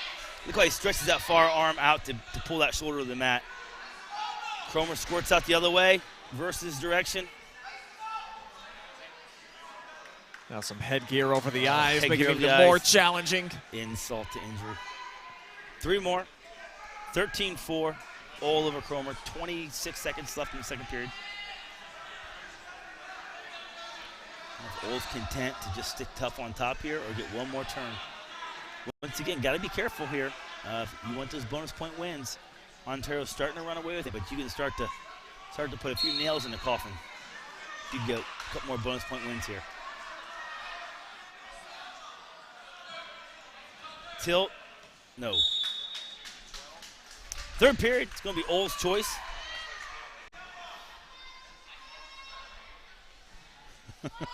Don't know what they're arguing about. They're upset. He's up 13-4. He's upset about something. Takes down. Yeah. Coach Turnbull wants to talk about something, get some clarification again.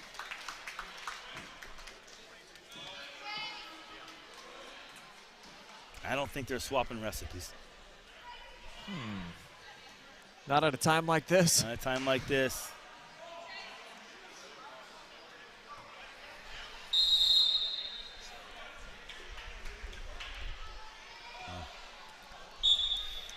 And we're back up. All selected down to start the third. Gets a quick reversal. Now up 15-5. And he looked frustrated at the end of that second period. I think he really wanted to get a fall there. A little out of sorts, a little out of position for a couple of his turns.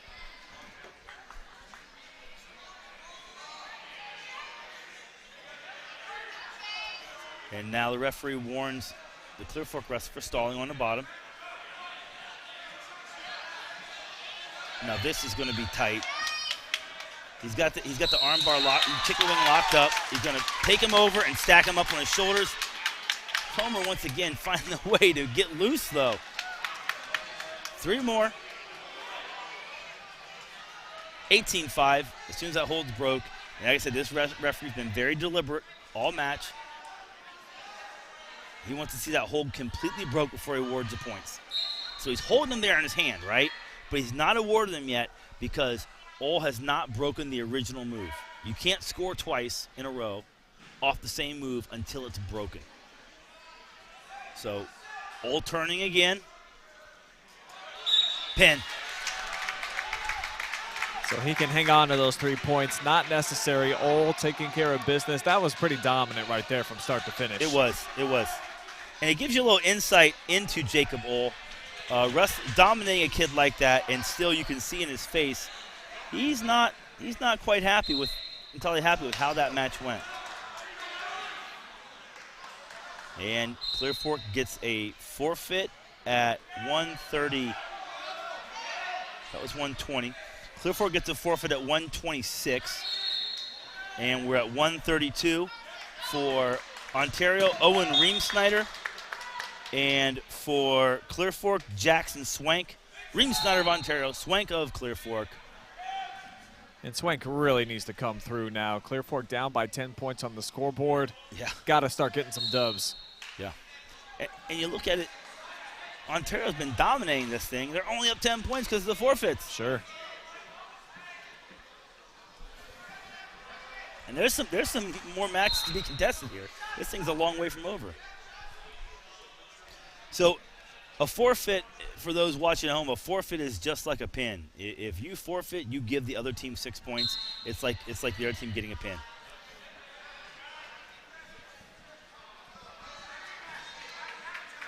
Yeah, it seems like, what's your thoughts on that? I would think maybe, a forfeit, like maybe 5 points, 4 points. You think the full 6 is necessary and warranted? Yeah, because it really awards the teams who get kids out, keep them out, and keep the weight classes full. It really does. Now, in a tournament, you can have less guys and still win a tournament because the scoring's different. But this is a dual meet format. Let's see who the best teams are from top to bottom in a dual meet format. And Clear Fork gets the pin, just like we talked about. Quick. That was either Caden Bostick. 132 is either Caden Bostick or Jackson Swank. I'm not sure for Clear Fork. But they get the pin. 29-33. Heading into 138 pounds. And guess who walks out in the mat? Ooh, buddy. Ooh, buddy. Mason Turnbull for Ontario. At 138 pounds, he has, looks like, Logan Schlosser of of Clear Fork. There are more Schlossers. This might be Jackson's. This might be the other 32-pounder, though. Okay. He has one more Schlosser left. He's a 144-pounder. And then on the left side of your screen, folks, another hammer on the mat is Hayden Coon. He's making quick work of his Seneca East opponent. Your Division III projected state champ right there, getting a pin to end his day. Yeah, undefeated too here at the tournament, outside of an exhibition match where he went up 2 weight classes. Right. Yeah. Right. Had to give up some lbs to get a competitive match. Turn ball now. He's up 6-2. Pushes lets his opponent up 6-3.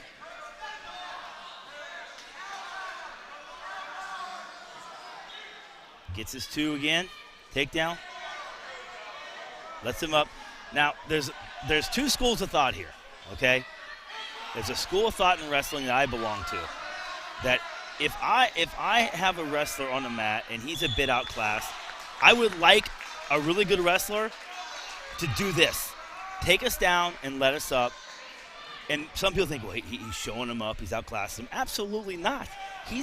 How often is this Clear Fork wrestler going to step on the mat with a wrestler the level of Mason Turnbull?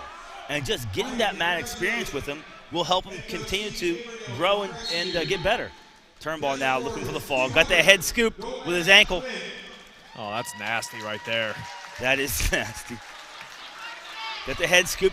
He wants to make sure what the referee's looking for is that Turnbull doesn't touch his foot to his calf.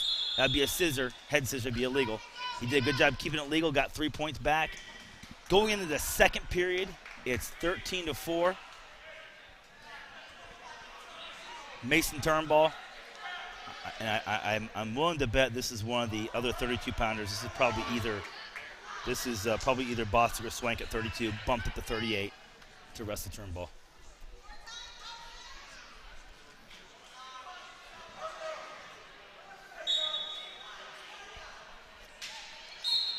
Turnbull in firm control, 13-4. Again, though, the Clear Fork wrestler getting a chance to wrestle and gain some experience and learn some things. And for Mason, though, too, I mean, you're trying to get those 6 points, so. Yes. Yeah, you want to get some work in, expand your lungs, but you've got to get the 6 points, especially now when it's 29-33.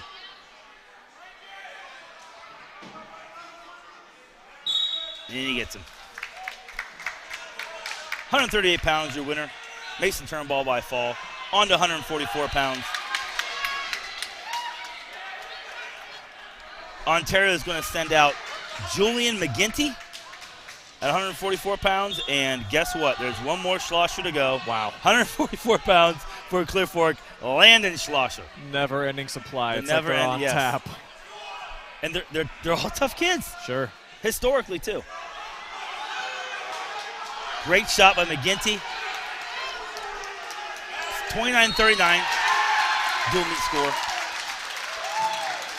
We started at 157, so we've got 2 matches to go. Clear Fork's down by 10, so they need 2 bonus point wins. 2 wins won't do it; they'll lose. They need at least a tech and a pin to get that 11 points. To tie, a pin, and a major decision. And right now, McGinty is looking to close it out for the Ontario Warriors. He's up 2-0 with an early takedown. About 1:20 left in the first period over Landon Schlosser.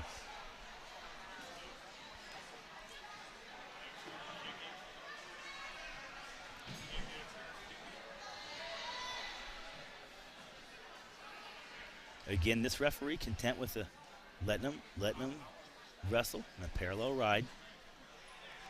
McGinty's got an ankle trap, got both wrists, looking for a stack. He's looking for a stack right here, or a butcher. And I was just checking in real quick on the Mentor Beavercreek match. It looks like Mentor on top 28-18 right now. And they've probably got a ways to go because every match is contested over there with 2 Division I programs, no forfeits. 24 seconds left in the first period. McGinty of Ontario on top of Landon Schlosser of Clear Fork. Early takedown. This referee will let him wrestle. Got that ankle hooked. So he's looking for a stack or something off that. Trying to plant that far shoulder on the mat, or near shoulder on the mat. Time. Red's choice. Ontario's choice. Red defers to green. No, I'm sorry, green's choice. Green deferred to red. And Ontario's taking down position. McGinty goes down. Landon Schlosser's on top. Start the second period.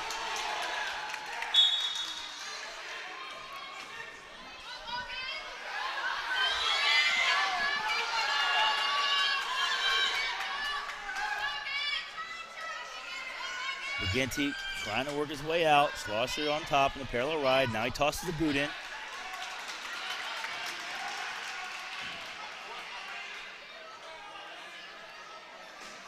Oh, McGinty pulls Schlosser over. If he can, now whoever has the high hips wins. Right now, Schlosser's hips are on the mat, gets his hips off the mat, wins that position. He let himself get a little bit out of sorts with that boot in. McGinty pulled him down, almost made him pay for it. Now McGinty hips over, casts his hips over, tries to pop his head out, got to chase around the hips. Schlosser catches him. He pops his hips over now.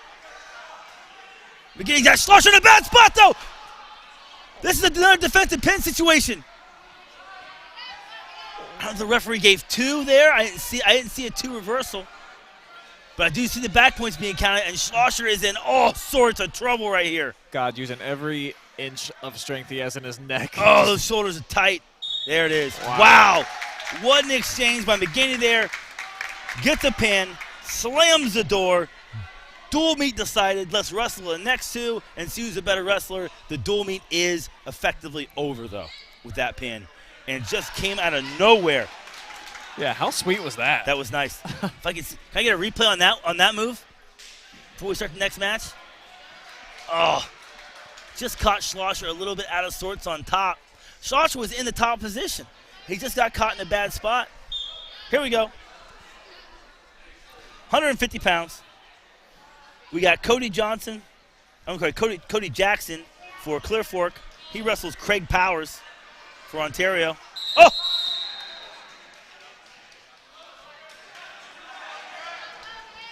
Jackson with the brand throw on Powers. Oh, this is what we were talking about. Just muscling his way in. Muscling his way over. But think about it, Schlosser can get a win there. Jackson had his guy on the mat. Yep. On his back. Boy, can the things turn quick.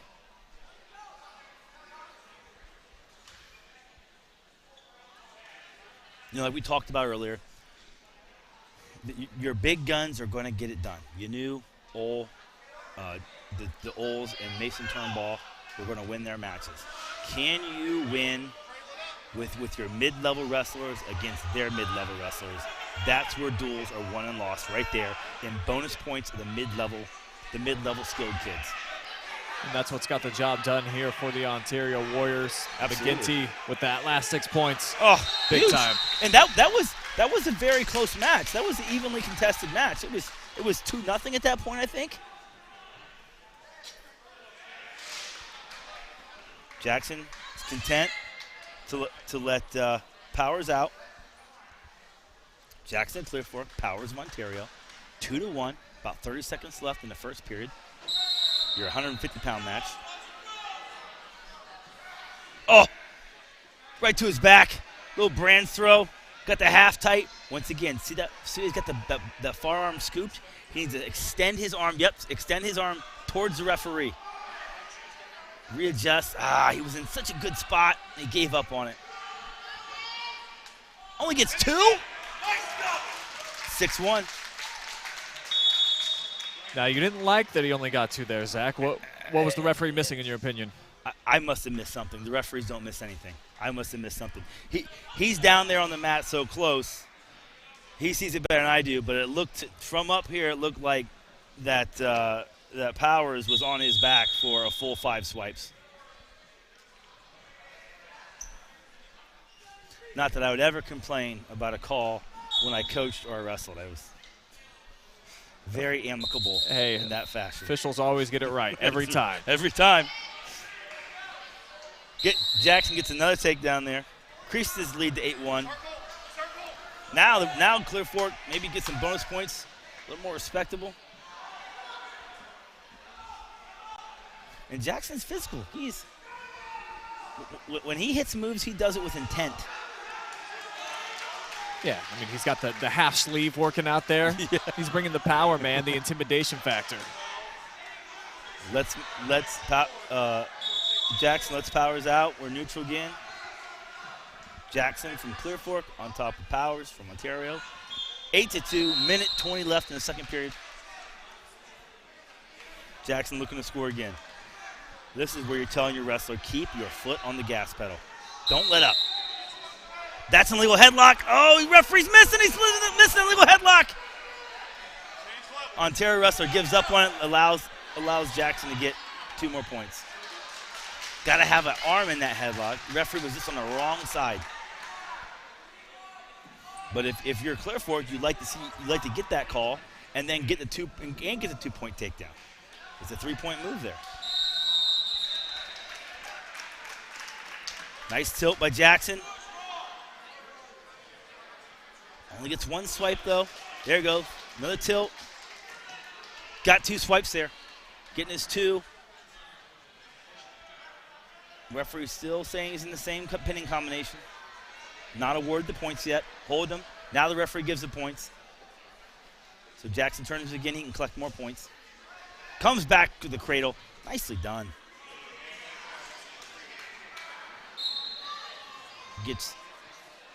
Looks like he got 5 swipes there. 4 3/4. I don't know, Zach.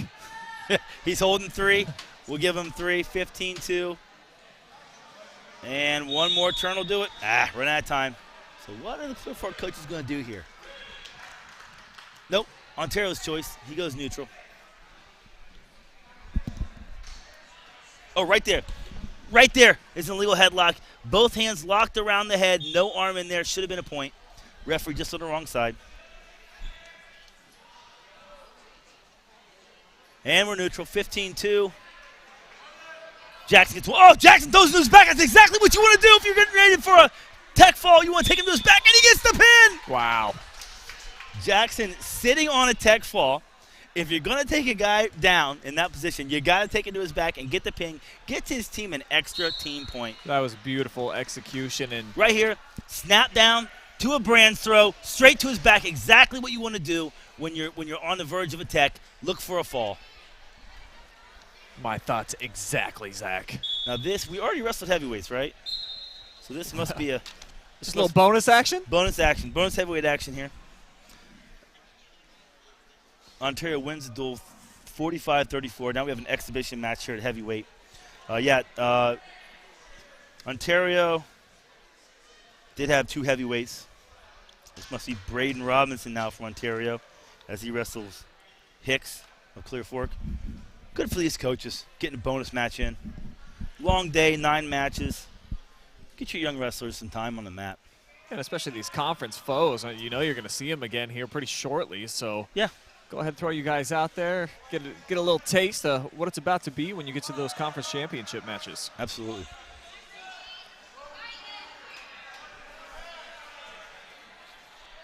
This is what's interesting to me about the heavyweights. You see a lot of these where they'll get the headlocks, and just kind of push each other around, moving a lot of beef around the mat.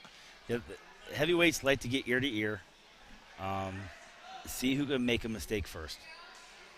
And that's a lot of heavyweight strategy. It's not a terrible strategy for a heavyweight.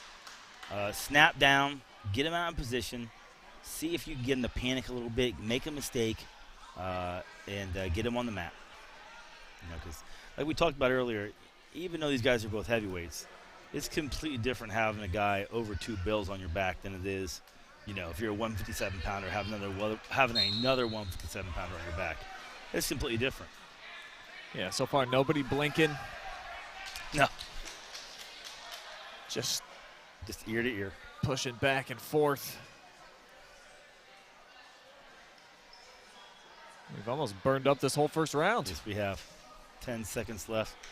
Now, there are people out there in international style wrestling you get 1 point for what they call a push-out. And it's matches like this that there's some people in the scholastic or folk style, as you might call it, wrestling, who advocate there should be a 1 point push-out rule in folk style too, and what we wrestle in high school. For this very situation, it forces guys to wrestle in the mat, and if you're an aggressor and you're pushing and you're taking territory and the guy backs straight out, you can get a point. So far, sitting on some goose eggs here. Clear Fork looking to change that. Just some bully ball. Nah.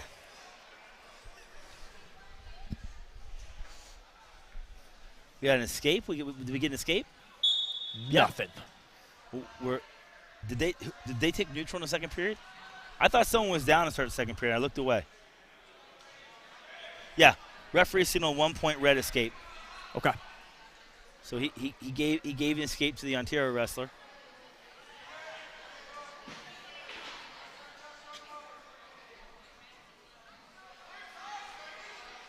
Now back to just listening to each other's eardrums. You Yeah. hear anything in there, pal? Hey, let's take down Ontario, 3-0. Let's go. That was a nice takedown. Got the half running. Here we go. Ooh. Ontario wrestler has the half. Yeah. Looking for the fall. This is going to be trouble. It's been a long day for the official, too. And it's a quick pin. Right there, the Clear Fork wrestler, ear to ear. Ontario wrestler kind of just drops to a knee. Just simply drops to a knee. Uses good head pressure. Get that takedown. Set up his pinning combination. Just a little cherry on top for the Warriors, already the winner. And then getting that exhibition W as well. Now we go over to mat 3. We are team score 28-22. Team score 28-22 between Beavercreek and Mentor. These are two heavyweight. These are two solid Division I programs. Not sure what weight we're at. Looks like maybe 120, 126, somewhere in there. The match score is 13-0 for Mentor. Mentor's losing to Beavercreek right now on the team score 28-22, but the Mentor wrestler is winning his match 13-0. So down 5, working on a tech fall, which is 5 points. If he can get a pin, he puts his team. He ties it up. If he can get a pin, he ties it up. 28-22, down 6. Boy, this is a big pin for Mentor. 50 seconds left in the third period. If you're the Beavercreek kid, if you can fight off your back, you save a team point, and your team's still in first place. If you're Mentor, you've got to get the fall to tie it up. And he gets the fall, 28-28. Our team score is tied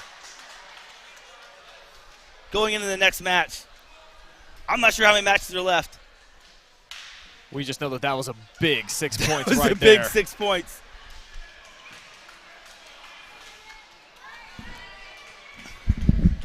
How many matches left, you know? This is the last one? Oh. So one of the parents feels like potentially this could be the final one. Oh. 2 more matches left? And no one You say 2 more matches? no one available to go head-to-head right there. All right, just got some words from the fans. We're at 144 pounds. There's 2 matches left, 144, 150 pounds. And if you missed it, Zach, there was a forfeit in the previous one. Oh, really? So now we're 34-28.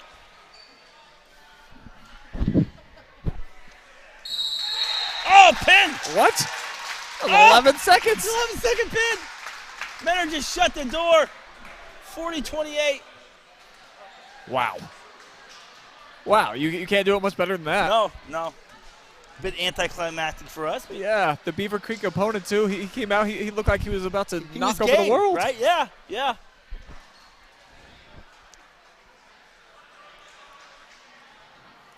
All right. Looks like we at least got one more left. 40-28, got one more match left. believe the dual meet. I believe it's all locked up for Menor though. Ho! Lat drop out of bounds. What do we talk about? Wrestle on the edge like you wrestle in the middle of the mat. Definitely made for There a it sweet is. highlight. Check this. Got his pressure. You want to come at me? Lat drop. Let's go for a ride. The Beavercreek wrestler gets back up, looks at him and says, I'd rather throw you than know you. Yeah, maybe a little tip money coming on the way for that one. Got him stretched out real good. Got a spot here. High head, high hip wins. High head, high hip wins. Beavercreek wrestler gets his head up, gets his hips up. Now Menor reverse. Oh. He gets the high head, he gets the high hips. He's on top. What an exchange. Wow. Menor wrestler fights off his back. 2 green back. So we got Beavercreek is home. They've got a score of 4-2. I think referee Wiggison's going to check some points here. After that exchange, 4-2. The Beavercreek wrestlers in the lead. His team currently losing 40-28 in the team race. What an exchange. Then a wrestler rolls through, but he loves that Granby roll. He just kind of rolls through and tries to cast hips over. Oh, the Beavercreek wrestler's got a half in. It's deep. Man, what a great way to end the meet.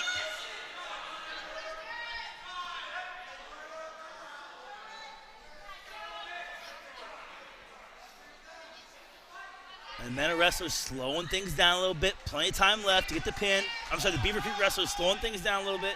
Plenty of time to get the pin. Elevates the head. I don't know if this is from.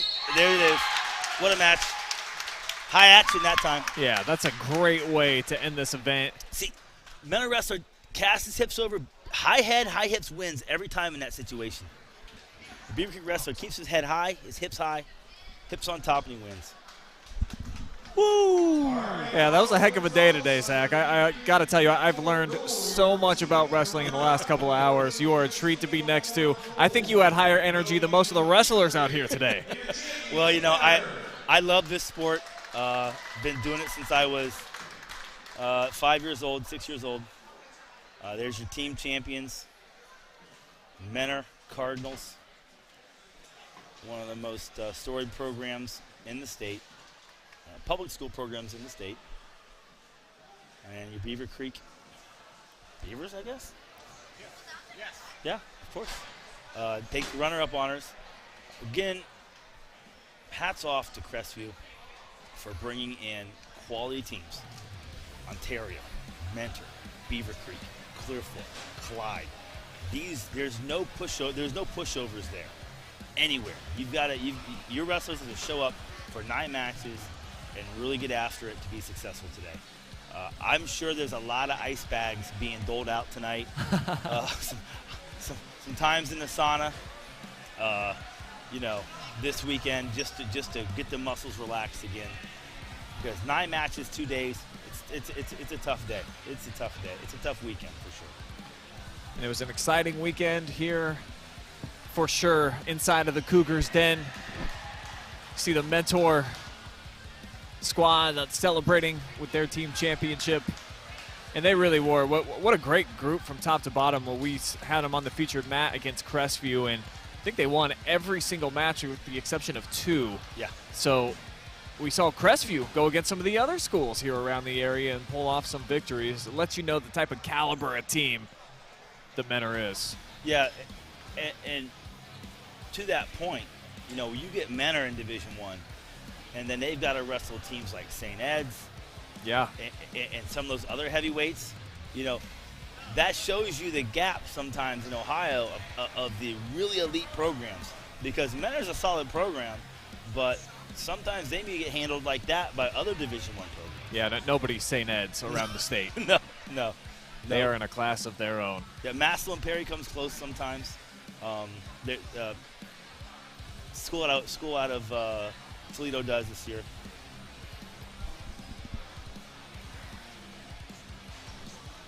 Well, Zach, definitely had a good time with you here today, buddy. Got to talk to some great wrestlers and some coaches, and Like I said, it truly was a learning experience for me. That's the first time that I've ever had the courage to strap on a headset during a wrestling match and do some commentary. So I didn't say much. I mostly just absorbed. And got to tell you, it was a good time today. And looking forward to having you back on the mic for a wrestling event coming up soon. Brian, I really appreciate the opportunity to be here. I appreciate the opportunity to promote this great sport that so many young men and young women now are taking advantage of. Great format at a very storied program in our area. Hats off to the Crestview Cougars, like I said before, for bringing these teams in. Also, thank you to the Crestview Athletic Department. Sure. Letting us set up here, film all day, and letting us be a part of it. And I look forward to the next time we're on air and watching the kids mix it up a little bit more. Sounds great. All right, that's going to be ending our coverage here at the Jesse Campbell Memorial, the 4th annual here inside of the Cougars Den on the fabulous campus of Crestview High School. Like Zach said, big shout out to Tim Coon and the entire operation out here at Crestview for allowing us to come in and see all these fine wrestlers put on their full effort in display. So for Zach and Adam Thompson, I'm Brian Skoronsky, signing out for now, but we'll see you on a live stream tonight. I will be over at the Cub Cave with the birthday boy, Joe Baylog. They're taking on Colonel Crawford. Make sure that you tune in for that one at 7:30. So long for now.